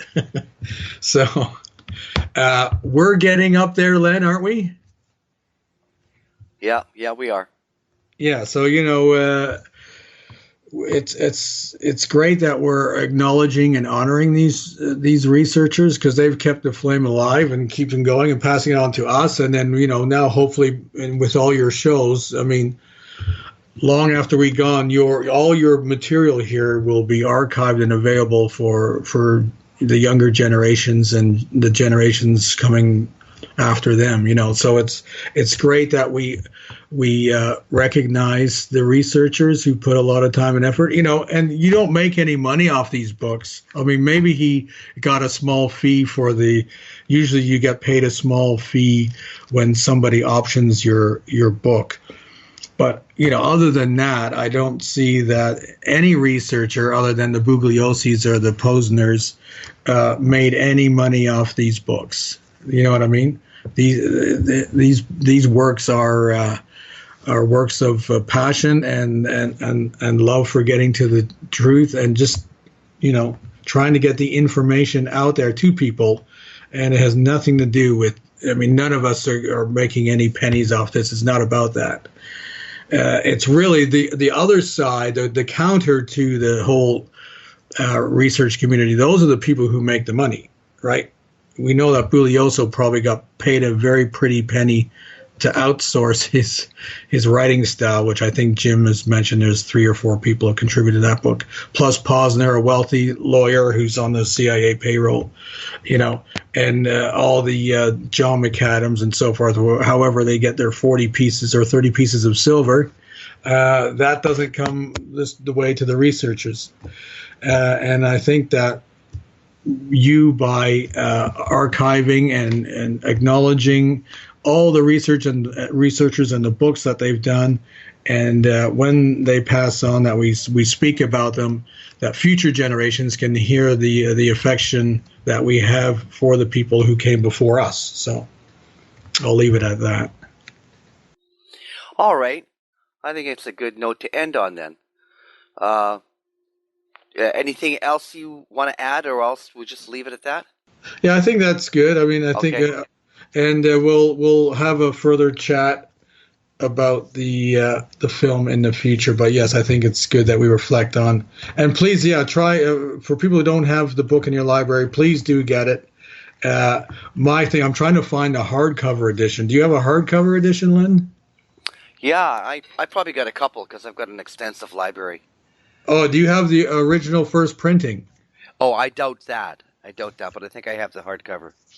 Okay, so I encourage everyone to get Crossfire. Well, it was reissued in 2013, you know that? Oh, it was a reissue with another cover. I've got the cover with the gray cover on it. Yeah, it's been updated in 2013 for the 50th anniversary. Oh, do you know what they added to it? No, I don't know the difference, but mine's one of the originals, from back then. Okay, and I also encourage people to, read Crossfire, read Jim Garrison's book, then get the book of the film on JFK, see how the filmmakers drew from the materials to support the script, and then watch the film to see how it slightly changes from the script as written initially and published. So that'll make for an interesting project, and that will be a good tribute for Jim Marrs, and he has the credit on the Oliver Stone film. So both of those writers now, Jim Marrs and Jim Garrison, the two Jims, have passed away, but they've left a great legacy that Oliver Stone and Zachary Sklar drew from to make the great film JFK. Okay, Len? All right. Thank you so much, Mark, for taking time and helping to remember Jim Marrs. And we'll speak again soon. Okay. Thank you, Len. Good night. All right. Thank you. Hello, everyone. This is your host, Leno Sanek. We're back with another segment of our tribute to Jim Marrs. On the line, we have Robert Groden. Hello, Mr. Groden. Thank you for taking time today. Hi, Len. How are you doing? Fine. You knew Jim Marrs very well. You were in the same area. I hope that you can give us some insight into the personality and the work, the contributions that Jim Marrs has made. And I just leave the floor open to you for some comment. Well, I knew Jim for well over 30 years, and we always got along very, very well. And we both worked on Oliver Stone's movie JFK. We shared a lot of information back and forth, and he was a walking computer of the history of Texas crime and connections to the JFK assassination. Very learned man, very proficient in what he did, and he will be missed, definitely. Now, when you say missed, can you give listeners an idea of some of his contributions to the research, some of the positive attributes that he had? I mean, I think number one must have been his disposition. I mean, he was liked by everyone. I think whether you agreed with him or not, whether you subscribed to all the research, but he was just so personable that he could have an opposing view and still smile at you and say, well, that's fine, you know? Well, he had a great sense of humor, and going back to before the assassination, he was, of course, in the area, and he actually had gone to Jack Ruby's club and was photographed there. It's incredible. You know, he was here in the belly of the beast at the beginning, and I didn't actually get down here until about maybe 24 years ago. But he had been, I had been visiting, and sometimes we would visit together, and I let him review my book, High Treason, and take a look at it before it was ever released, and I thought his book was Crossfire was really, really terrific, and really got into a lot of details. And he was a reporter before that, and for I believe the Fort Worth Star-Telegram, but I haven't spoken to Jim since last November, actually, sadly. Last time we were together was on the anniversary of the assassination, and there was a showing, a preview showing of the Searchers, the movie about the research community, and Jim and I are both in it, and we both appeared at the Texas Theater and spoke about it after the projection of the movie. And that was the last time I saw him. And of course, he had gotten quite ill over the last couple of months, and it was very, very sad. I wanted to get in touch, but I was told that the family did not want, and he did not want to be disturbed, so I didn't. But as you said, he will be missed, and his contributions. I guess his greatest contribution to the case was his book, Crossfire, and there's a lot of interesting material in that. It certainly was a conspiracy. There's no question about that. But the other side has always fought back unfairly and dishonestly. So, he fought against them, as have I. But He never stopped. He never gave up.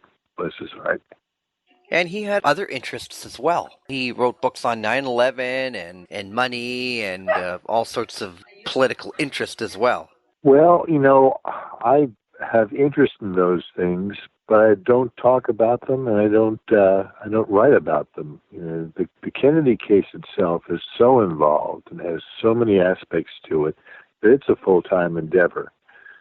And I admire him for having so many interests and being able to deal with so many things. But it would be very, very easy for someone like me to get carried away in other areas too. And I think it's so important to just stay focused on the main issue, which is the assassination for me.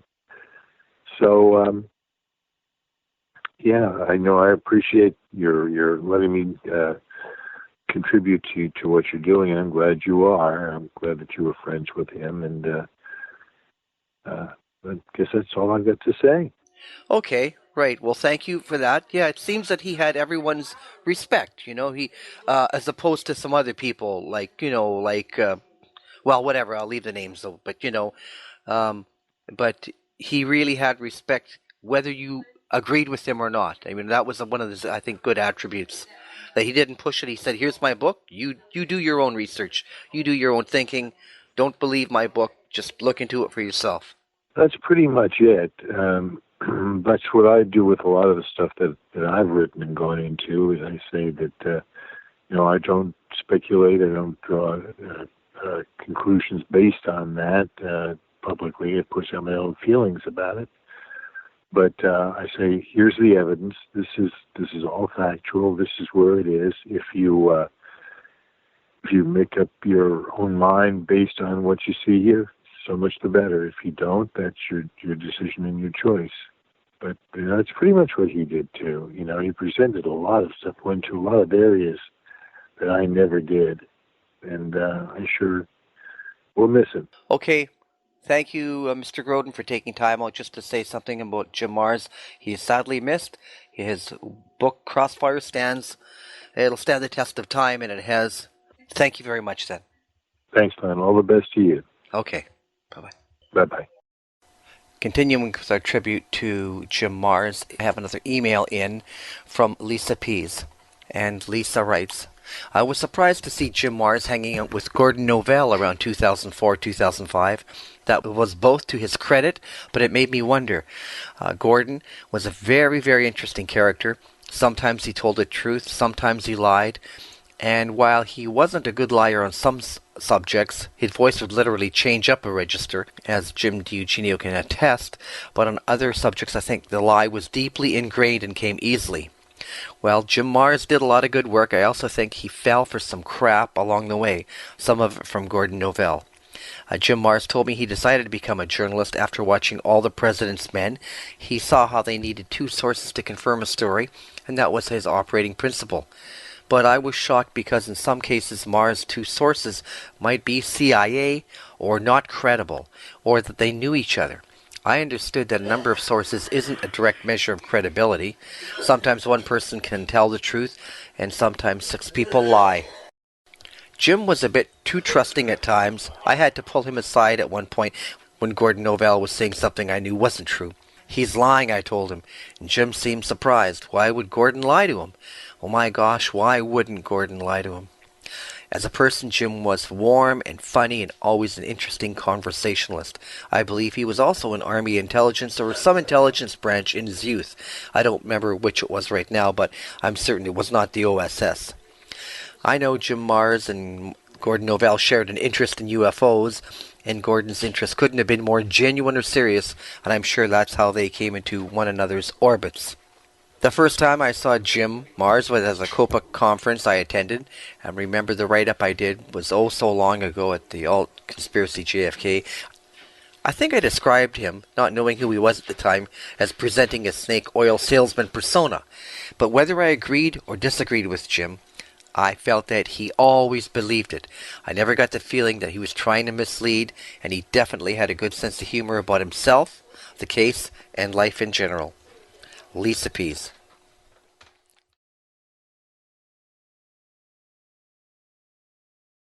Today we are going to be doing a tribute for Jim Marrs, who just passed away, well known in the research community, very well known, and was ill in the last month and finally passed away August 2nd.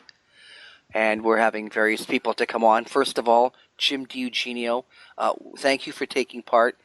You spoke and met Jim Marrs several times. What can you tell listeners and what... I've known Jim Marrs since 1991. 1991. That's the first time I met him. Okay. So I've known him for well over 20 years. All right. I've known Jim Marrs longer than anybody except those guys down in Texas. Those Texas researchers like Gary Shaw, because they knew him because he started off as a reporter for the Fort Worth Star-Telegram, I think it was. All right. And then he got involved with those Texas researchers. All right. Larry Harris and Gary Shaw. And back in those days, of course, the late Gary Mack was on our side before he flipped sides. Okay, so he got involved with those guys, all right, and that's how he got interested. And because there's also a famous picture, of course. You know what I'm talking about? He's in Jack Ruby's club dancing with one of the strippers.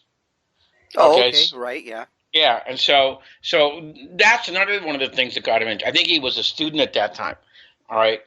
So Jim got disenchanted with being a reporter, all right. He actually, at one conference, I heard him say, there's words to the effect that, there's no such thing as reporting in this country anymore. There's people who sit in front of teletype machines or computer screens, and they essentially download something. Because investigative reporting pretty much doesn't exist anymore. And that's because it's too expensive, and the editors don't like the results a lot of the times. Okay? And that's what you have to remember. See, whenever I hear this baloney from the right wing about reporters being liberal, they take a poll and 75% of them are Democrats or something. That doesn't mean anything. It means absolutely nothing. Okay? Because stories are not decided so much at the reporter level. Okay? They're decided at the editor level. Okay? Those are the guys who have control. And the editors know that their job relies upon the owner and publisher. Okay? So Jim got a little bit constricted by that, and he decided that he was going to go ahead and research the John F. Kennedy case, and he was going to write a different kind of a book. And that's what you have to understand. See, Crossfire is not a conventional book in the sense that, most books revolve around, like, let's take Destiny Betrayed, the second edition, because I'm familiar with that since I wrote it. Okay, so that has a story to it. It tells a story, and I tried to make the story circular. It begins and ends in the same place, and it has various themes around it. Okay, it has like a couple of major themes, and then it has some what they call sub themes. All right, and then every chapter furthers the story and furthers those themes. Well, see, Crossfire wasn't that kind of a book. All right, it really was, in my opinion, it was unique at that time. Okay, because at that time, no book actually tried to be a compendium of, I'd say, about 75% of the information in the JFK case, up until I think Jim finished it in 1986 or 1987, although it didn't get published till 1989 because something like 25 publishing houses rejected it. He couldn't get a major publishing house, okay, to publish the book. All right. And so his book didn't really deal with a story or a theme. It dealt with subjects, various subjects. Okay. And then he went ahead and filled in the major information that the research community had developed on those subjects at that time. For instance, the Secret Service. I'm pretty sure that's a major heading in his book. And then he put together what was known about that. Now, and by the way, that kind of discounts his achievement, because it wasn't just that he put forth the best information the research community had at that time. He actually did some research on his own. And on top of that, he used sources that many people didn't even know about. So therefore, his book was like, I guess what's the best way to explain it? It was like a table encyclopedia on the JFK case. I think that's the best way to describe it. I mean, growing up, I remember those things. If you didn't want to buy a 26-volume set of encyclopedias, you got one of those mini encyclopedias, and it was a coffee table book. And that's what his book was. It was a kind of mini encyclopedia on the JFK case. 680 pages in the first edition, and so if you wanted to get a very good summary of what the JFK case was in 1987, 1988, that was a good book to do it with. Now, because he couldn't get a major publisher, Jim kind of got shortchanged because a lot of publishers started doing this at that time, especially these shoestring publishers like what Carroll and Graf was at that time. They didn't give him a full index, and because his book was 680 pages long, they didn't give him a footnote section. See, Destiny Betrayed is something like 400 pages long, and there's like 40 pages of footnotes. Okay, you can imagine how many footnotes would have been in Jim's book. And so the book was, from a scholarly point of view, a lot of people looked down their nose at it. But the point was this. Jim did have an index. In fact, it came out much later, and he sent it to me. Okay? There is a full index to the first edition of Crossfire today. All right? Secondly, I found out Jim had everything footnoted in that book. And I found out because he kept his files. And I asked him about a certain point about his book one night. I called him up and I was having a little bit of dispute. And I said, Jim, can you look this up for me? I mean, did you keep your files and everything from Crossfire? And he goes, yeah. He goes, can you look this point up for me? Okay. And he goes, okay, it'll take me a while to get it. I'll call you back tomorrow. And he did. And he had it. He had the information right there. He had done a phone interview with some guy. Okay. And he kept his notes for the phone interview. And all the information was right there. So a lot of people kind of look down their nose at that book because of those points, but it's not true. Let's put it this way. Before she died, Sylvia Marr was given the book, okay, to fact check, and she approved it. All right, she approved the book, but it still didn't get published. Okay, she did it for Simon & Schuster. And by the way, there's a very subtle point of irony there, because I think Simon & Schuster thought that Sylvia was going to be their hatchet lady because she had rejected Jim Garrison's book on the Trail of the Assassins. They had given Jim Garrison a $10,000 advance for On the Trail of the Assassins, okay?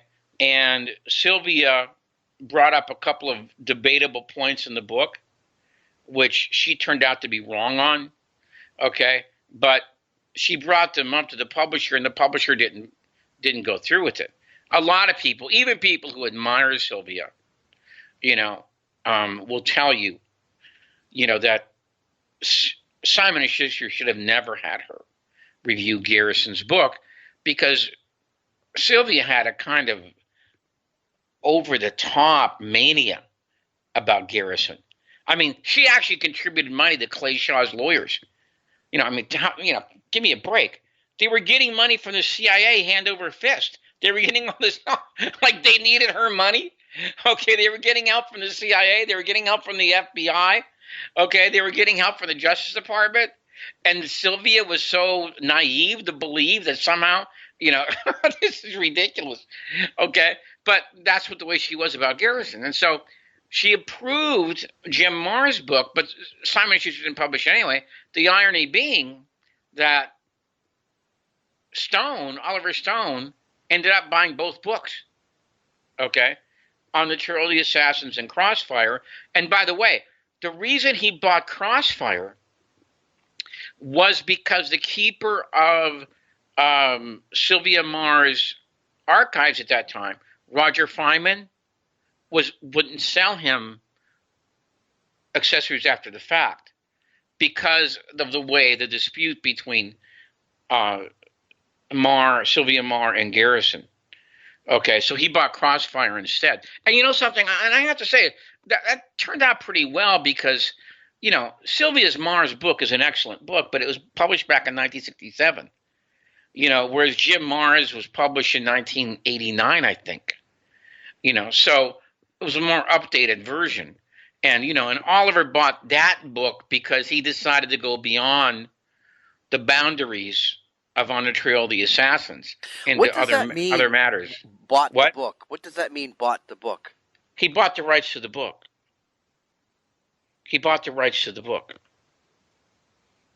Okay. In other words, nobody else could buy it. Okay. And he had rights to do whatever he wanted with it as a film. Okay. And it very much helped both books. I mean, On the Trail of the Assassins went to #1 on the New York Times bestseller list. I mean, can you imagine the anguish that must have cost the New York Times to actually print that in their book review section? #1 on the Trail of the Assassins. Okay, it helped, very much helped. I mean, On the Trail of the Assassins actually got a paperback, a mass market paperback release, which almost never happens today. When me and you were growing up, remember those days? It happened all the time. Yeah. Okay, yeah. Mass market paper. And back in those days, they were what, 95 cents? $1.50 if it was a thick book, But On the Trail of the Assassins got a mass market paperback release, And today, of course, you get a hardcover, then you get what they call a trade paper, and that's about it. Very, very, very few books get the mass market paperback release. But because of the film was such a hit, especially overseas, Garrison's book got published in like 20 different countries. And I wouldn't be surprised if that happened to Jim's book. Well, Jim, off of that book, because it was so popular, then decided to go into many other areas. I don't have to tell you all the other books he wrote.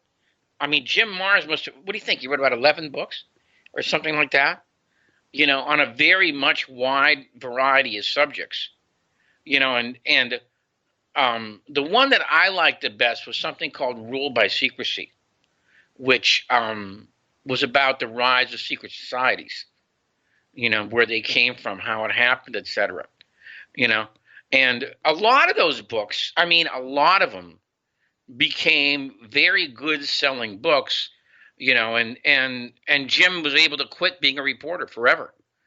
Okay, he was financially independent, and he went ahead and became a full-time author. And there's actually a documentary film that you can get on Amazon of Crossfire. All right, and by the way, and let me add something else. Even though Jim became this best-selling author in all these other different subjects, he never forgot the JFK case.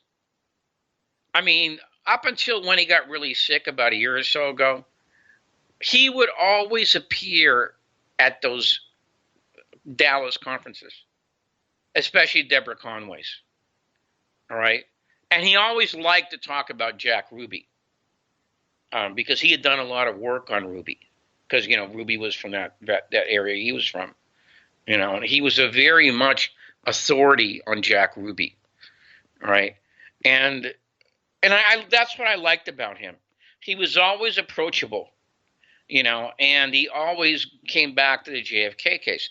Now, for a brief period of time, if you remember that glorious 10-month period in 1991 and 1992, when JFK actually brought back the Kennedy assassination to the mass media, Jim actually got on mainstream television. He got on, I remember seeing him on the Geraldo Rivera show. That was one of them. And then Richard Belzer had him on. He was a late night substitute host for one of those late night shows. And he brought Jim Marrs on. Okay. So Jim actually got pretty good exposure, a couple times I saw him, I thought he acquitted himself well. I thought he did well. Oh, and he was also in a movie. At the end of that, what's that movie about Marina Oswald that was on television? It was a TV movie. God, do you remember the name of it? No, I don't. Okay. Helen Bonham Carter played Marina Oswald. Okay. In this TV movie, which I haven't seen, but Fatal Deception. It was made in 1993. Okay. And Jim is in that movie. All right. Jim is in that movie at the end where Marina comes out of her shell and she realizes that she's been duped. Okay. And she goes to a speaker who's speaking on the anniversary, and Jim Marrs is the speaker. All right, and so he was in that movie. All right, so Jim did a pretty good job. He did a very nice job with his career. By the way, he was so popular that he actually needed a secretary and an assistant to handle all of his business. Okay, he became very successful. And there's one of these. And he's one of these guys who I have no problem saying that because he deserved it. There's a lot of people become successful in our squalid little transparent culture and don't deserve to be successful. But Jim really did deserve to be successful. So I have no problem congratulating him posthumously upon that. He did a very good job, exploring all these alternative media, not just the media appearing on that, but also exploring these, what you would probably call today, alternative solutions to complex problems. He wasn't afraid to do that, and he acquitted himself quite well, if you ask me. So, it's really, isn't it really getting pathetic? I mean, Mark Lane, Jim Marrs, John Judge, Bill Turner, John Judge. I mean, that's like in 2 or 3 years, you lost 4 of the really big names in the research community, and it really kind of hurts, because those guys did a lot of good work, and I really don't know who's going to come along to replace them, so it's really kind of discouraging. So we have to start developing some younger talent and some new voices. Yeah, Sterling Seagrave passed away. Oh, yeah, I heard about him. He passed away also, right? Yeah, Debra Conway's sister last year, right? Right, Sherry Feaster. How could I forget her? Yeah. No, it wasn't last year. It was a few months ago. Oh, I'm sorry. Well, yeah, okay, right. You had her on a few times, right? Yes, yeah. Sherry Feaster also. So that's like about 5 or 6 people. Yeah. So and anyway.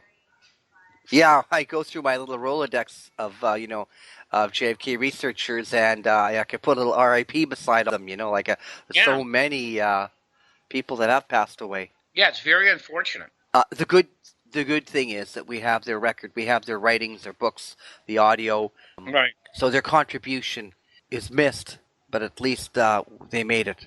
Mm-hmm. Along, like with Jim Garrison and Fletcher Prouty and right. all those people from the early days, the Penn Jones Jr. and Do you have any stories? Do you have any anecdotes of going out to dinner with Jim or anything for people who never met him? Anything that you can... He seemed to have a really good disposition. No, I don't think I ever actually did that with him. I think I just would talk to him at conferences between speakers and stuff like that. Great. Okay. I never actually sat down with him, and had dinner with him and exchanged jokes or things like that or opinions. Okay. But yeah, nobody can deny the guy had a really great humorous personality. He was a very kind of approachable, a very kind of affable, loquacious kind of a guy. There was nothing that was, stilted about him, or highfalutin or anything like that.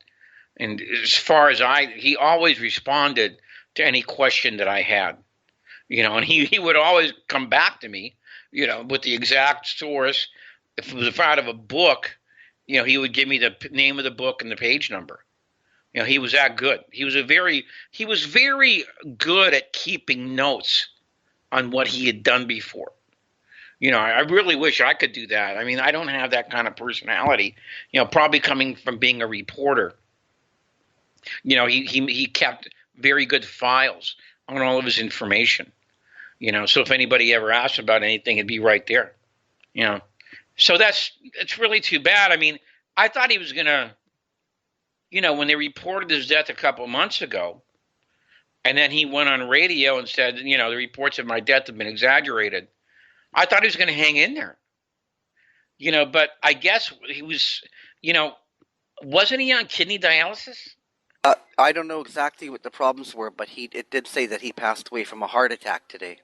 Yeah, see, I think the combination of the stroke he had and the kidney dialysis was probably a little bit too much, and his heart maybe not. I'm not a doctor, of course. I'm just speculating, but it's probably too much for his heart. That's really too bad. Yeah, he was a very good guy, and his book should be in everybody's. I mean, anybody who's serious about the Kennedy case should have a copy of Crossfire, on their bookshelf. Okay, well, I wanted to check in with you and other people that knew Jim at all. I mean, at least you had his home phone number. You could phone him and ask him questions, so you guys were acquainted. And anything else then that before we wrap up? Anything else you want to talk about, Jim? No, because I never read the revised version of Crossfire. Yeah, there is another version out. Yeah, he brought a revised and expanded, which I didn't read. Okay, so I can't comment on that other book. Maybe somebody else you have can comment on it. Sure, yeah. All right, then. Okay, then. Well, Jim Mars will be sadly missed. Thanks, then, for just contributing tonight, then. Okay, thanks, Len. All right, thank you. Mm-hmm. Good night. Hello, we're continuing with the tribute to Jim Mars, and on the line we have right now Larry Hancock. Hello, Larry. Thank you for taking time. Hello, Lynn. Thanks for calling. Yeah. I wanted to give you a chance to, if you had any thoughts about the contributions that Jim Mars did and any comments you had about him, just, add that to what we have so far. Oh, I do. Of course, I had the opportunity to talk with Jim many, many times over the years. I was on his show on occasion, and he was a constant participant at the Lancer conferences, so I got to contact him every year and talk to him every year. And I'd always introduce him by saying that he was to blame for my becoming immersed in this subject, because before he wrote his book, I had been only generally interested in it, and I can well remember my wife reading a newspaper article about the fact that some former Dallas reporter had written a book about the assassination, and I thought, oh wow, somebody from Dallas wrote a book. I've got to read that, and that was kind of it. From then on, the book was so convincing. His description of the attack on the president was so convincing that it was obvious that the Warren Commission report was bogus. Then I started asking myself how I'd missed this all those years, and it just went on from there. So Jim, and I would introduce him that way, and he would always kind of laugh at me and say he had no remorse at all from getting me involved in it. And so that was an interesting exchange. And Jim was also responsible for what I continue to relate as kind of a clarion call to people. I know he opened one of his presentations at a Lancer conference by just standing up and saying, listen, people, you need to get over it. You just need to accept the fact that there was a conspiracy. This was not a lone nut murder. You need to stop arguing that, debating it, discussing, quibbling about it. Just get over it and go ahead and deal with the conspiracy and investigate that, and stop, just ignore the people that don't want to see it. You need to see it and go on. And Jim was always like that in person. He just kind of took no prisoners. Now, what are some of the things that are worthwhile remembering about Crossfire, his book? Well, I think, as I say, at Crossfire, what was the most convincing to me was his detailed treatment of the motorcade, of the shooting, and he went into such a detail and such an examination of the fact that it was indeed a crossfire and could not have been a lone shooter, that I found it was impossible to argue against. So the mere premise of the book that the president was killed in a crossfire was the message of the book, and that was what I took away about it. It just wasn't possible to argue that point. I do think he had a very interesting treatment beyond that point, where he literally surfaced virtually every lead, every possible clique or group that could have been behind it, what their motives were. So he essentially provided a very detailed buffet of the possibilities, and then the reader had to work it from then on. But you didn't have to stumble along. He simply offered you alternatives, and you went and either pursued all of them or pursued what you thought was most serious. So it was an ideal book to get you started, because he went beyond just the crossfire and the attack to line out the different probabilities of and motives of those people that were likely to be involved. Now, he seems to be universally respected by anyone. Do you ever recall him having any problems with another researcher? I do not. Jim was always a pleasure to have at the conference, because he did not many.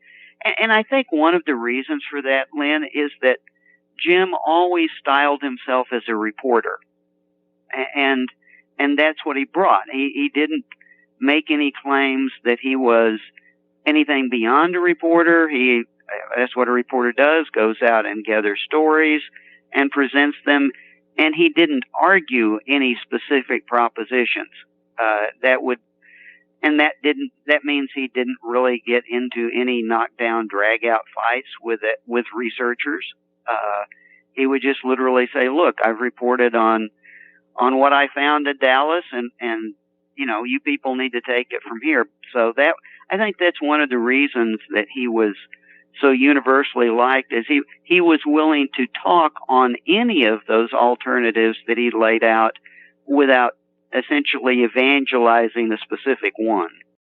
Yeah, and that is a real deficit for the research community, that some people want to wave their various item around, and to the exclusion of everything else, and there's just a host of people who are belittling everybody else because you don't subscribe to their Zapruder film theory or man in the doorway theory or whatever, That's right. And Jim was not like that. And if someone had something new, again, as a reporter, he'd be interested in talking about it. And with a lot of us, I'm afraid we, after enough time and research, there's a tendency to be a bit dismissive. Like if something's not going the way that I'm looking at, well, I'll just, I'm not interested. And Jim was always interested in everything, as you can see from the range of his books. Okay, well, I know you have limited time today, and we're just almost encroaching that. What's the final thought then that you want to leave people who didn't get to meet Jim Mars? And what should they walk away from this guy's contribution to to the. They really should walk away from the fact that, in my view, he launched what I would consider to be the third generation of research in the 90s. Basically, that and the JFK Records Act, the movie, that all happened together, and that's really taken us through the next step where we are now. And Jim was a very big part of making that happen, just because of what I said.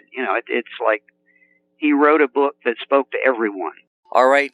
Thank you so much, Larry, for taking time today to just pay a small tribute to Jim Marrs. I appreciate it. He certainly deserves it. Thank you. All right. Thank you. Continuing in this tribute to Jim Marrs, our next guest is Debra Conway, lives in Texas and Dallas and knows Jim well. Hello, Debra. Welcome. Hi. Thank you for having me, Lynn.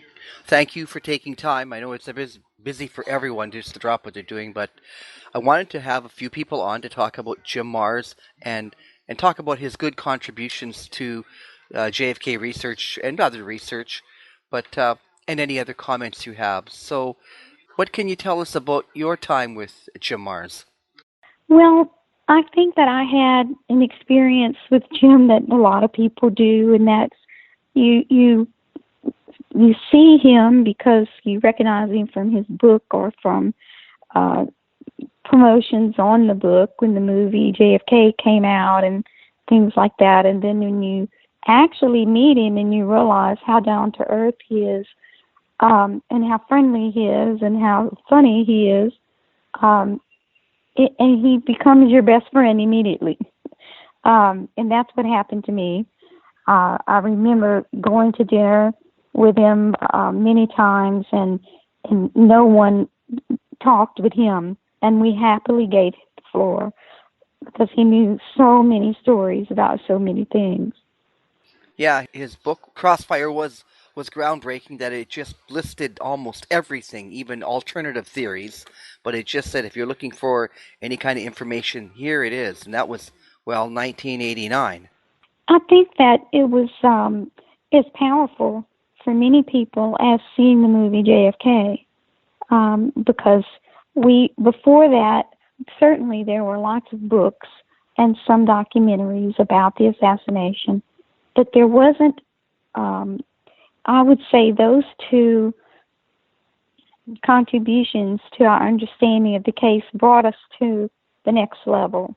We were able to look up names and have explanations of names, and this was back before there was Google, or there was barely an internet, or and unless you had access to everything, and I mean everything, you would miss these things. He had every correlation. He had, because he was putting a book together, just the index alone was worth the price of the book. Now, you said he was just personable, and it sounds like he didn't have any squabbles with anybody. In the JFK community, if you don't subscribe to one person's theory, then it's a battle royale going on all the time over something or other. But it seems that Jim seems to have bypassed that. He said, here's what I've discovered, and you guys look for it, for yourself. And if you don't agree, it's fine. I can't recall him having any squabble with anybody. Well, he was like that. That's true. It was more, there were two things. You knew that he did his own work, his own research, and the things that he found, not just for his book, but for presentations that he would make at conferences and meetings and any appearances. As soon as he found something, he would share it and try to see where it would fit in. A lot of researchers find something and they hang on to it literally for years, and they can't make it work in their theory, but really had they just shared it like Jim would do, it may have fit in someone else's theory and solved a part of the case. And so he would talk to me about that. And of course, I modeled myself after him and some of the other early researchers, Mary Farrell and Gary Shaw, and people who had databases, and they shared their work freely.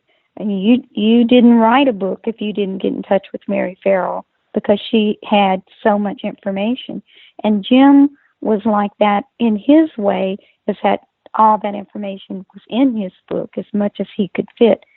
It would be, if I could invent a computer that could take his book and just do lines between people and activities and towns and cities, so that you can visually see in your mind, or see it on paper, the work that he did to find out who people really were, where they were from, what aliases they had, he would even go back so far as to see where their hometown was.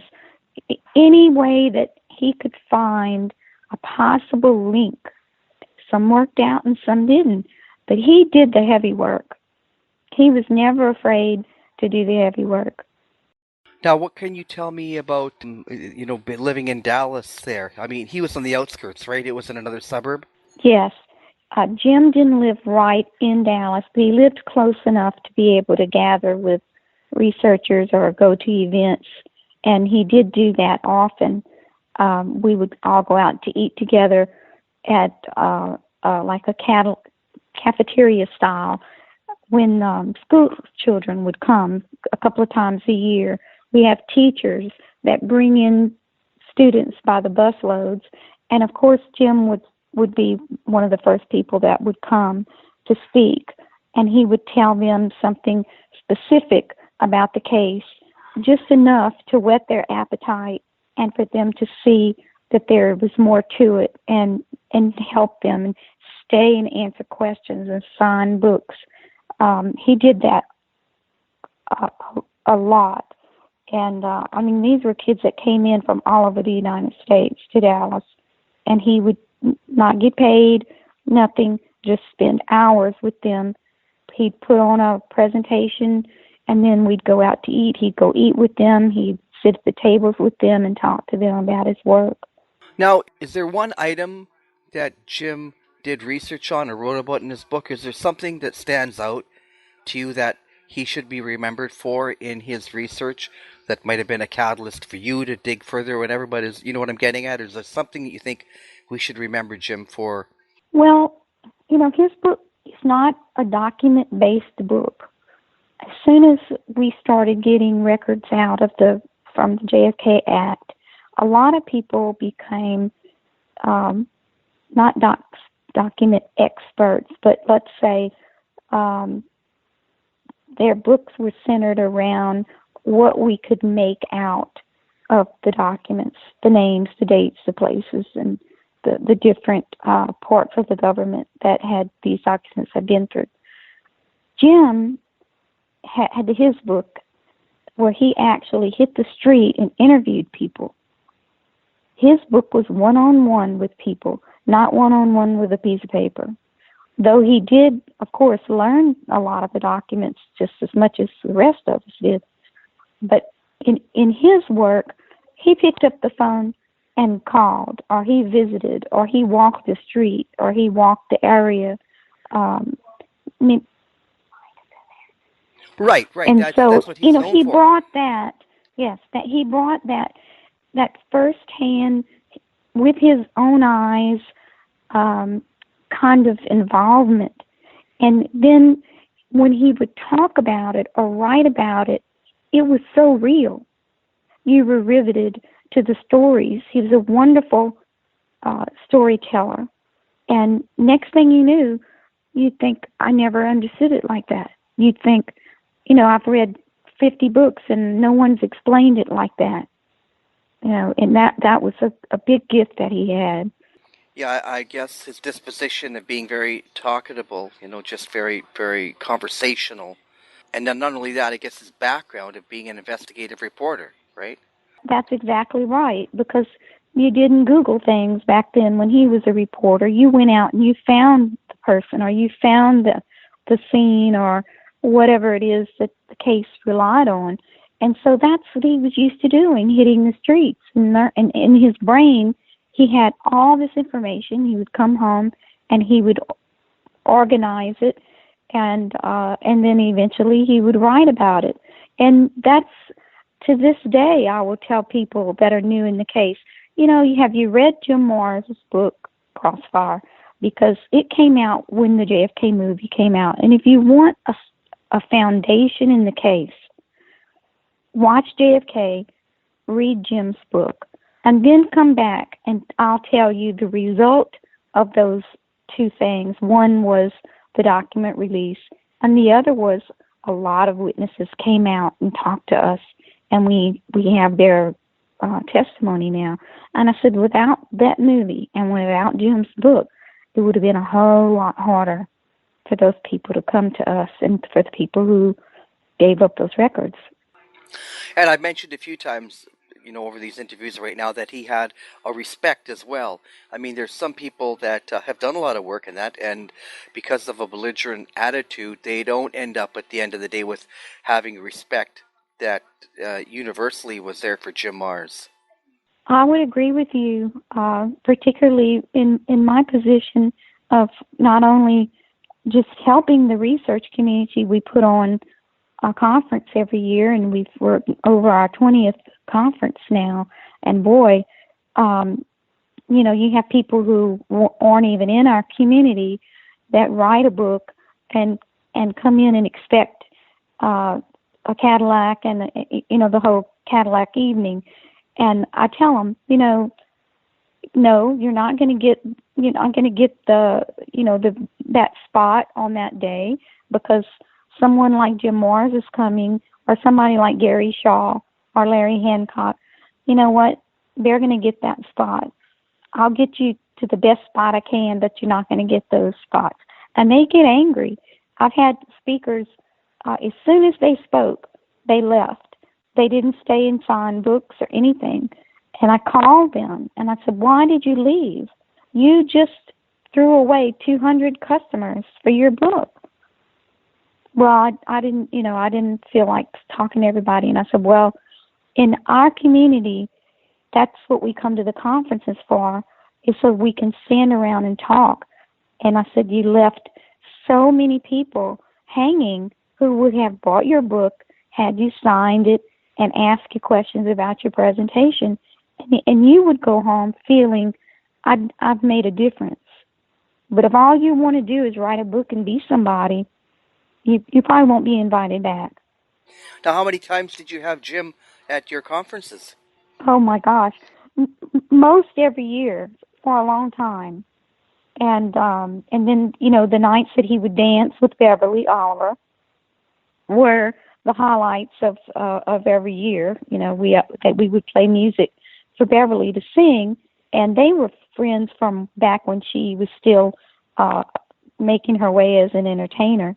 And we have pictures of him up on a stage with his pants rolled up, and he's dancing like the Boogie Woogie or something. And so that became something that he and Beverly did as often as they could. At the banquet, when Beverly would sing, he'd come up and start doing the twist with her. And it was amazing. If you meet people with the fame of a Jim Mars, and you'd think, oh, I'm so intimidated, there's no way I could even say hi to him. And next thing you know, you see him just being a normal person. He's just Jim. And I'd say, now, as soon as he finishes, come over here and I'll introduce you to him. And to this day, they're friends. So he was special like that, very special like that. Okay, well, thank you so much, Debra. I just wanted to, include you and have some comments. Just before we wrap up, is there anything you'd like to leave us with, just to remember Jim by? Well, there's many, many, many times that I went to Jim for counsel, and he was always there, and I appreciate that, and I appreciate the time that he took with the high school students and with all of us. But I tell you, he was the second person that I spoke to about JFK Lancer. And I didn't know hardly anyone when I came into this. And he sat me down And he said, what do you need? You know, he gave me his mailing list. He gave me his time. He came to every conference, never charged me a speaker's fee. He could have charged thousands of dollars. But he just wanted to be there. He just wanted to be a part of something that he felt was moving forward. And he believed in JFK Lancer, and I'll always thank him for that. Oh, that's very nice. Thank you for taking time. I know it's very short notice, and we'll keep in touch and talk again on a happier subject. But yeah, thanks again. Well, thank you. I appreciate it. All right. Good night. All right. Bye-bye. Okay. Hello, everyone. Welcome back to the segment of Black Op Radio tribute show to Jim Marrs. He passed away August 2nd, and he's sadly missed and well known in the community. I have John Barbour on the line. John, hello. Hi, Len. How are you? Good. Thank you so much. I'm glad you're doing this for Jim, as you did for Mark Lane when Mark passed away, because there is never going to be another Jim Marrs, as there will probably never be another Mark Lane or Jim Garrison, or if you go, another Leno Sanek. Sorry about that. Well, yeah, I guess everyone is unique that have come into this field of trying to add something to JFK research, the research of the crime that the government should have handled, and it exposes their complicity. Anyway, let's talk a little bit tonight about Jim Marrs. What would you like to say about him? Well, the first thing I'd like to say is what I just posted on my Facebook page. I only put it up 1 minute ago, and I've got 50 hits on it already. And I say this with all deep sincerity. And then after I read that and you comment on what it is I said, I'll tell you how I first encountered Jim. And then I will tell you what I think is one of the most interesting stories about Jim. So let me just read here briefly what I posted on Facebook just a couple of minutes ago. Jim Marrs, an invaluable collaborator and generous friend, died today. To paraphrase Mark Twain, Jim would rather be in hell where there's better company than in heaven where there's better weather. But I think his sweet soul will take him through the pearly gates where God will learn something. Jim's mind was a vast library of knowledge, especially about JFK's murder, which he happily shared. Aside from his unfillable loss, what saddens me is folks referring to it as a loss to the JFK research community, in parentheses. It is not a community. It never was a community. Aside from intelligence trolls which infest it, it is populated by the most colossal egos and the cheapest, pettiest people, more than I ever encountered in the show business community. Thank God for us and history that Jim wasn't one of them. So there you go. And then when you think about the colossal egos, I guess I don't want to mention any names, but because some of them are supposed to be my friends, which apparently they are not. Okay, let's leave it alone. Okay, but hold it. How you met? Hold it. Okay. No, hold it a minute. Colossal egos. One of the greatest researchers aside from Jim Marrs was Harold Weisberg. We were all thrilled. Everybody in America, even people who were not in the research so-called community, which is not a community, but Americans were thrilled, first of all, when they heard years and years ago, those who were alive, that Jim Garrison arrested Clay Shaw, announced he had solved the murder and was going to open a real investigation. Well, that was manna from heaven from us who nobody believed the Warren Report. Okay, so, but then, of course, he encountered the illegality of the government and the media, which is all in the newer documentary. But then all interest was lost again until your friend Oliver Stone, who was on your show about 2 weeks ago, announced that he was going to buy. He used Crossfire, which was Jim Marrs' excellent book, and he also used Jim Garrison's On the Trail of the Assassins, for which he paid $50,000. And so everybody again was thrilled. Here was America's most daring film director. I mean, his movie Salvador is the best political movie ever made in America. And to do that movie, Oliver Stone mortgaged this house. So that's how much admiration I had for that man and that excitement. And guess what happened? The day after he announced that he was making this film, he is attacked by the Central Intelligence Agency lackeys at the Washington Post. And this went on for weeks and weeks. And guess how they got the script? Harold Weisberg, who was one of the minor researchers in the film, was upset because he wasn't being as much as of a contributor or collaborator as he thought. And Harold Weisberg turned it over to the CIA asset who was writing for the Washington Post. So there you go with petty egos. Now, I don't want to get into the business of the petty egos that I've encountered for 25 years trying to tell Jim Garrison's story, first with the Garrison tapes and now with the second documentary to which you made major contributions, The American Media and the Second Assassination of President John F. Kennedy. So that's all I'm going to say about those dreadful, small, petty people. Okay. Now, I will get to the time I first met Jim. It was when I was doing the very, very first documentary. And of course, having read all of Jim's books and knowing that his book had been purchased by your friend Oliver to make the movie, he was the first person I called outside of Jim Garrison himself and Mark Lane. They were the only three people I called and said, this is what I want to do. Jim Marrs offered all the help that he could give me. We went to Dallas, and I put him on film for about an hour and a half. Unfortunately, I could only use a few minutes in the film, but in the very first movie, the Garrison tapes, he reveals how he was able to discover that it was military intelligence that turned over the information to the Dallas police that the guy that they were looking for was Lee Harvey Oswald. And he proved it.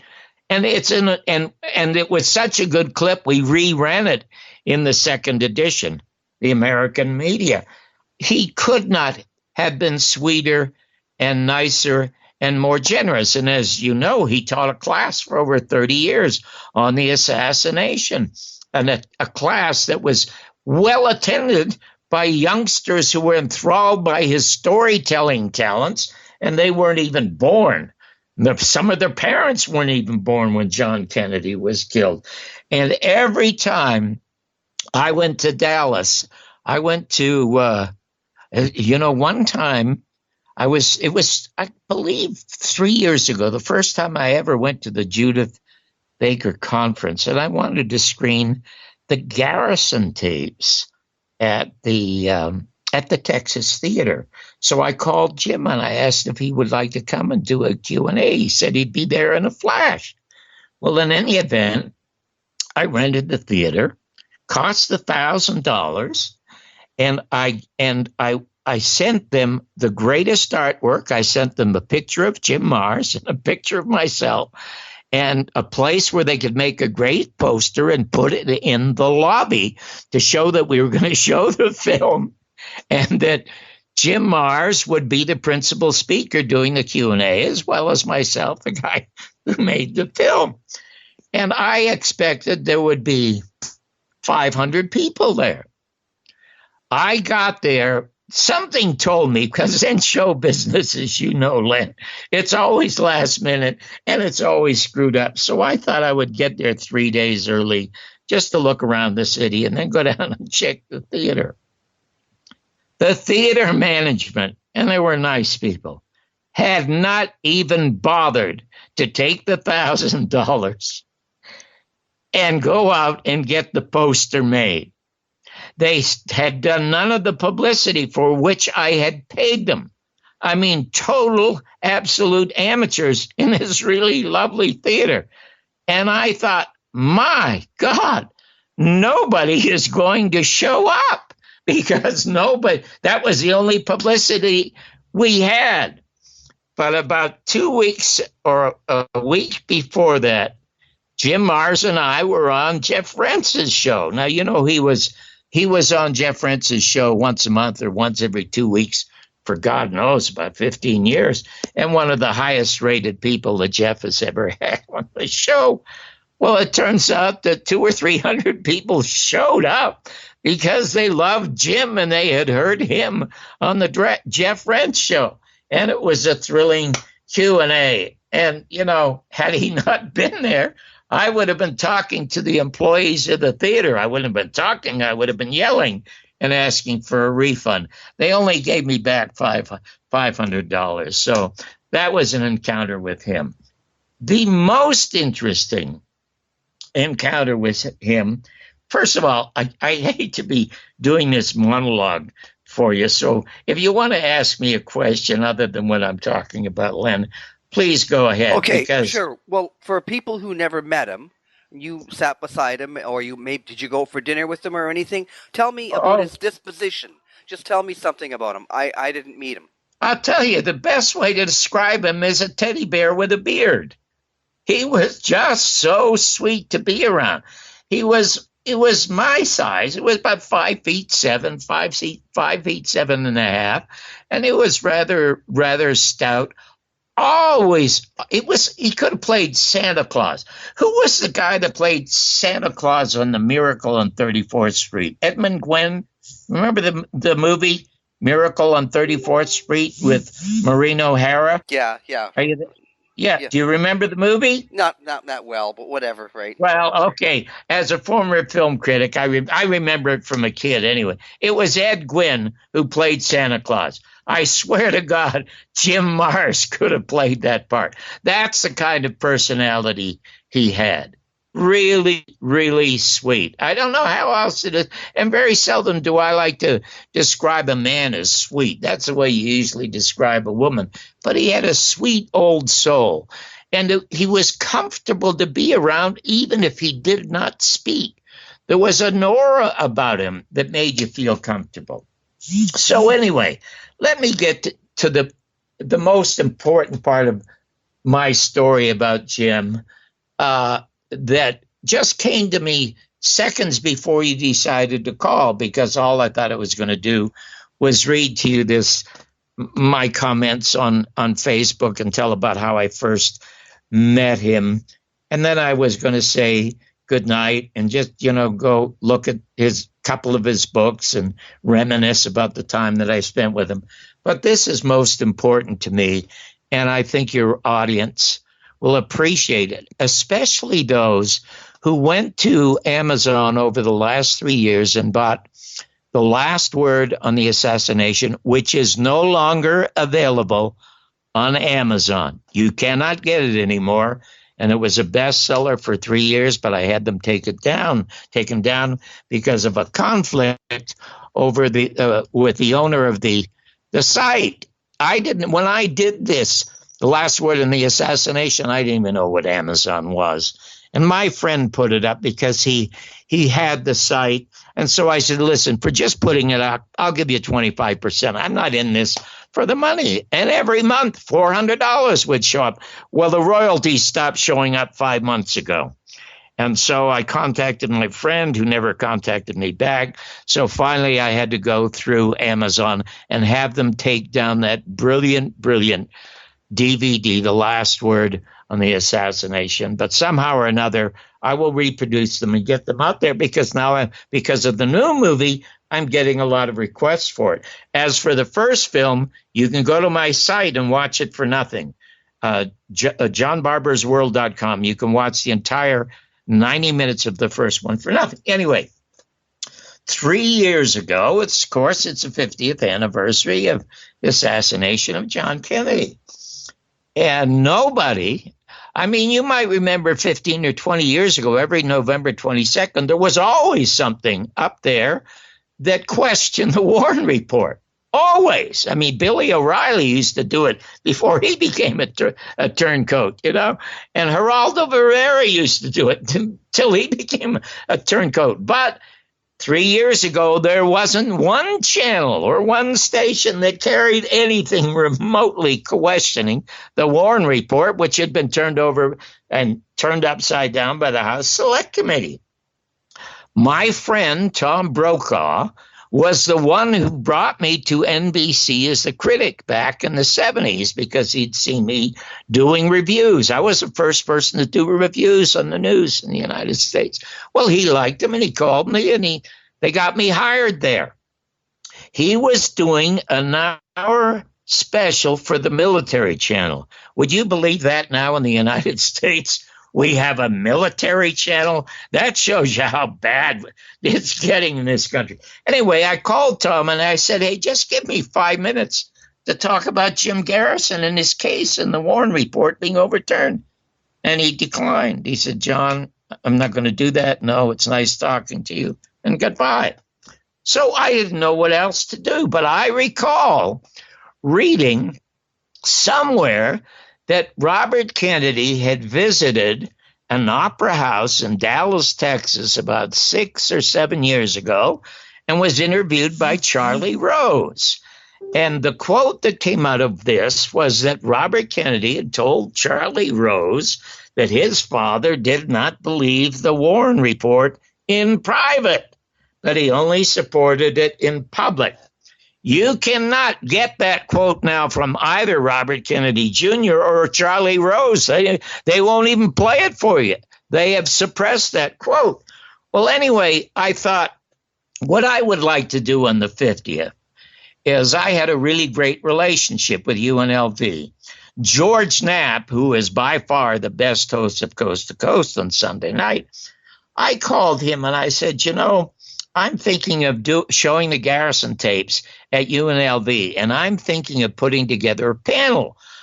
6 people, 3 people who support the Warren Report and 3 people who are opposed to the Warren Report. So I called UNLV. They say, great. And one of the people I called to book is Dick Russell, who wrote one of the great books, The Man Who Knew Too Much. Okay, Richard Case Nagel. Great book.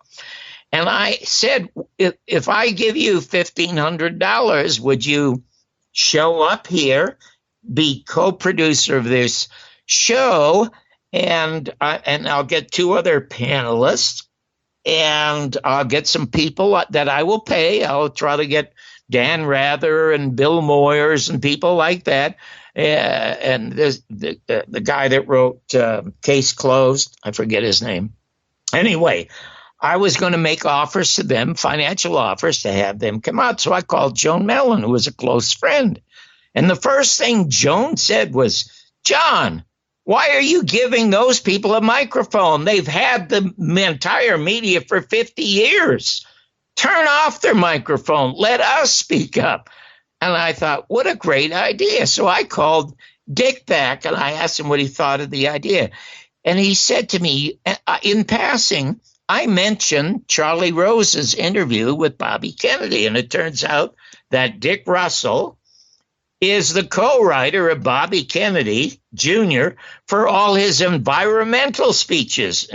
And he, as you know, he co-writes Jesse Ventura best-selling books. And he said, so let me talk to Bobby. So he calls me 2 days later, and he said, Bobby is interested. You got to contact his agent. John. His agent. Hold it. What? Well, I don't know how to. We're not really talking about Jim now, though. Yes, we are. Because okay. Jim was one of the people I booked. Okay, well, we got to just get to that quicker. You know what I mean? Oh. Okay. Continue. Yeah. Okay. Anyway, the bottom line was Sean Lawton was the agent. I offered $25,000. He accepted. George Knapp was going to do the interview for nothing, and the next person, of course, I had to call was Jimmy Mars, and we booked Jimmy Mars. came out here. He said, you don't have to pay me. I said, well, Dick Russell and Joan are getting paid. You're getting paid like everybody else. They paid their airfare, their hotel, everything. They came out here. They were picked up in limousines. They have never been paid, and they have never been treated like that. Anyway, I did that because the day before, Bobby Kennedy Jr. canceled. And I had the $25,000. I had the theater, and I had to spend it. So they came out. Short story is this. The Garrison tapes played. I never thought with such a powerful film that anybody on stage could follow that film. It is so strong. I must tell you, Jimmy Mars and Joan Mellon and Dick Russell could have taken their act to off-Broadway. They were so outstanding, and they were so brilliant. And there was one question asked we did a Q&A afterwards, and an 18-year-old boy stood up in the back of the room, and he said, I'm only 18 years of age, but I do believe from what I've read that there was a conspiracy by elements of the CIA to murder John Kennedy. Why did they do it in broad daylight? Which was a great question. Everybody got still. And Jimmy Mars said, young man, they did it in broad daylight for two reasons. One is to show everyone the power that they had and to warn any future president who ever thought that they would run the country or change our foreign policy.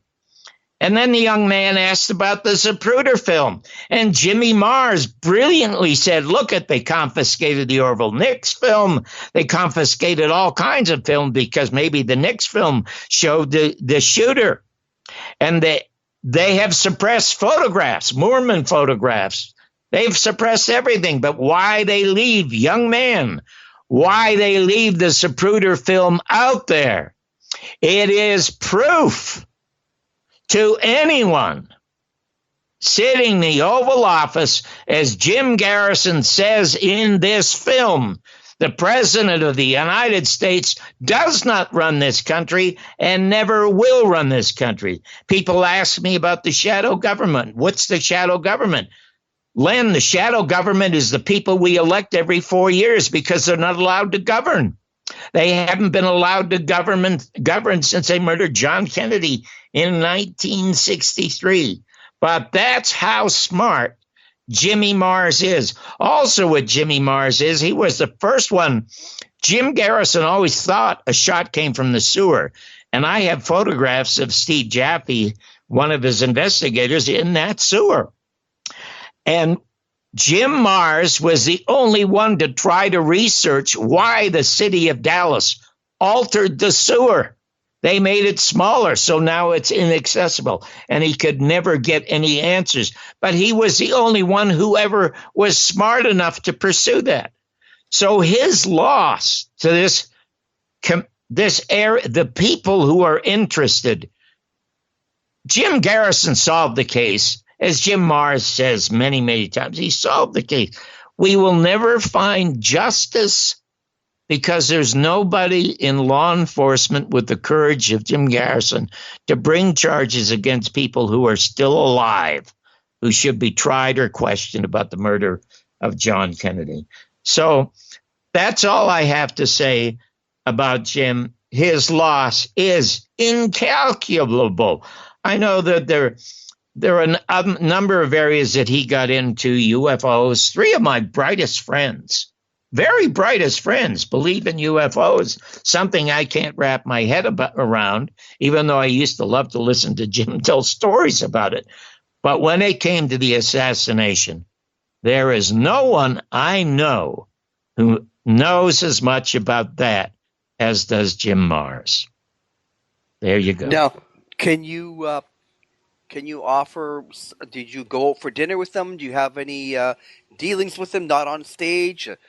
Any other kind of anecdotes? Well, all I can tell you is after we did the session at UNLV, and I think you even though it's copyrighted material, I've never challenged it. A couple of people have uploaded the panel part of my DVD.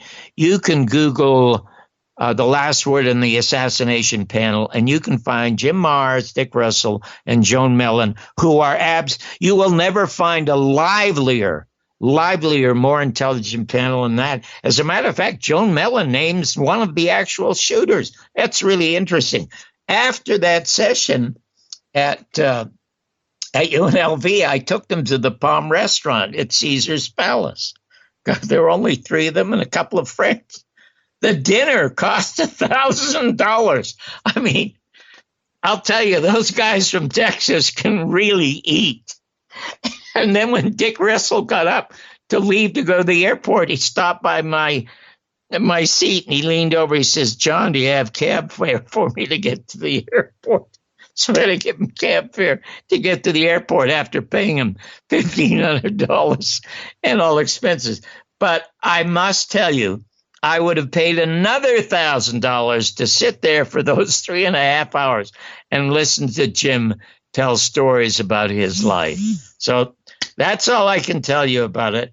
I've forgotten many of the stories, but I must tell you, he was an absolute joy to be with, and he was more of a joy to read because he really knew what he was talking about. Yeah, he was a journalist, a reporter in the beginning, right? Yes, he was. He was an investigative journalist in Dallas. That is indeed how he started out. And he had, people like this just have limitless energy. I used to wonder, gosh, where does that guy get the energy to do this? I mean, he didn't write just one book. He wrote about 10 books, for crying out loud. It took me 5 years to write one. I haven't even gotten it published yet. There's nothing worse than staring at a blank page, but there's nothing better than staring at a page with words on it written by Jim Marrs. Okay. All right. Well, I just wanted to give you an opportunity to talk about Jim, anything you had to offer. He was on your panel along with Dick Russell and Joan Mellon. And also, you interviewed him for your first film, The Garrison Tapes. And he was, that book, Crossfire, was a real trailblazer. It was. It's one of the very best of all the books. Of course, I go for Jim Garrison's books because he was the investigator on the trail of the assassins. Even his novels, Star Spangled Conspiracy or Heritage of Stone, anything that Jim Garrison wrote. But right after that, it was Jim Marrs, and then it was Mark Lane, and then it was Harold Weisberg.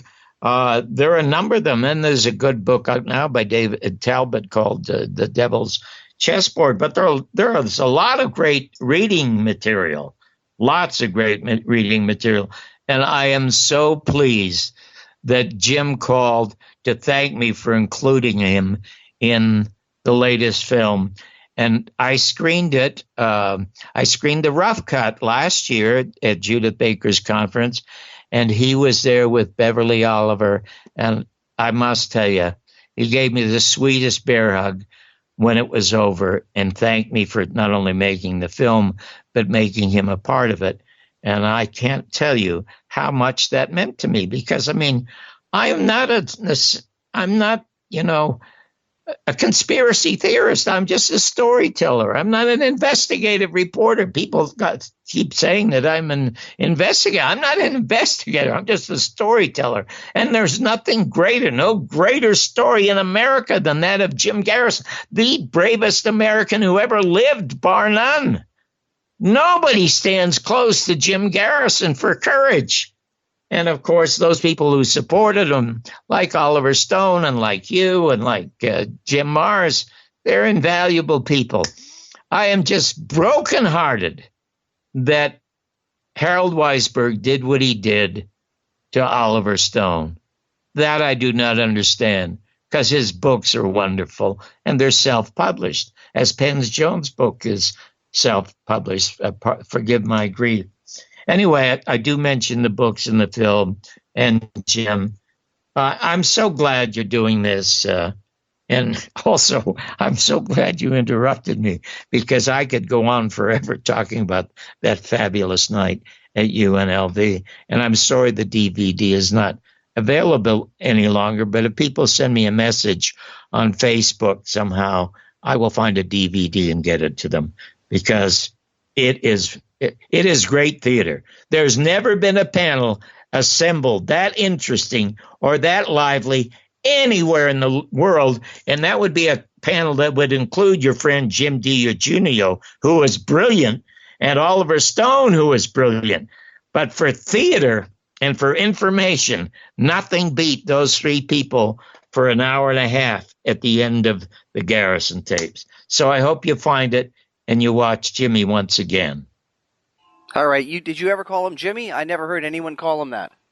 Once in a while, I called him Jimmy. He would just Okay. smile. I would call him Jimmy Cricket. I don't know why. I just did. It would pop up because he was so sweet. I couldn't help it. You can't believe this guy is so tough. He's such a lovable character. All right. Good. All right, John, thanks for sharing some little stories about Jim Mars. You're very, very welcome, and thank you again for doing this. All right. Talk to you again soon. Okay, good night, Len. Good night.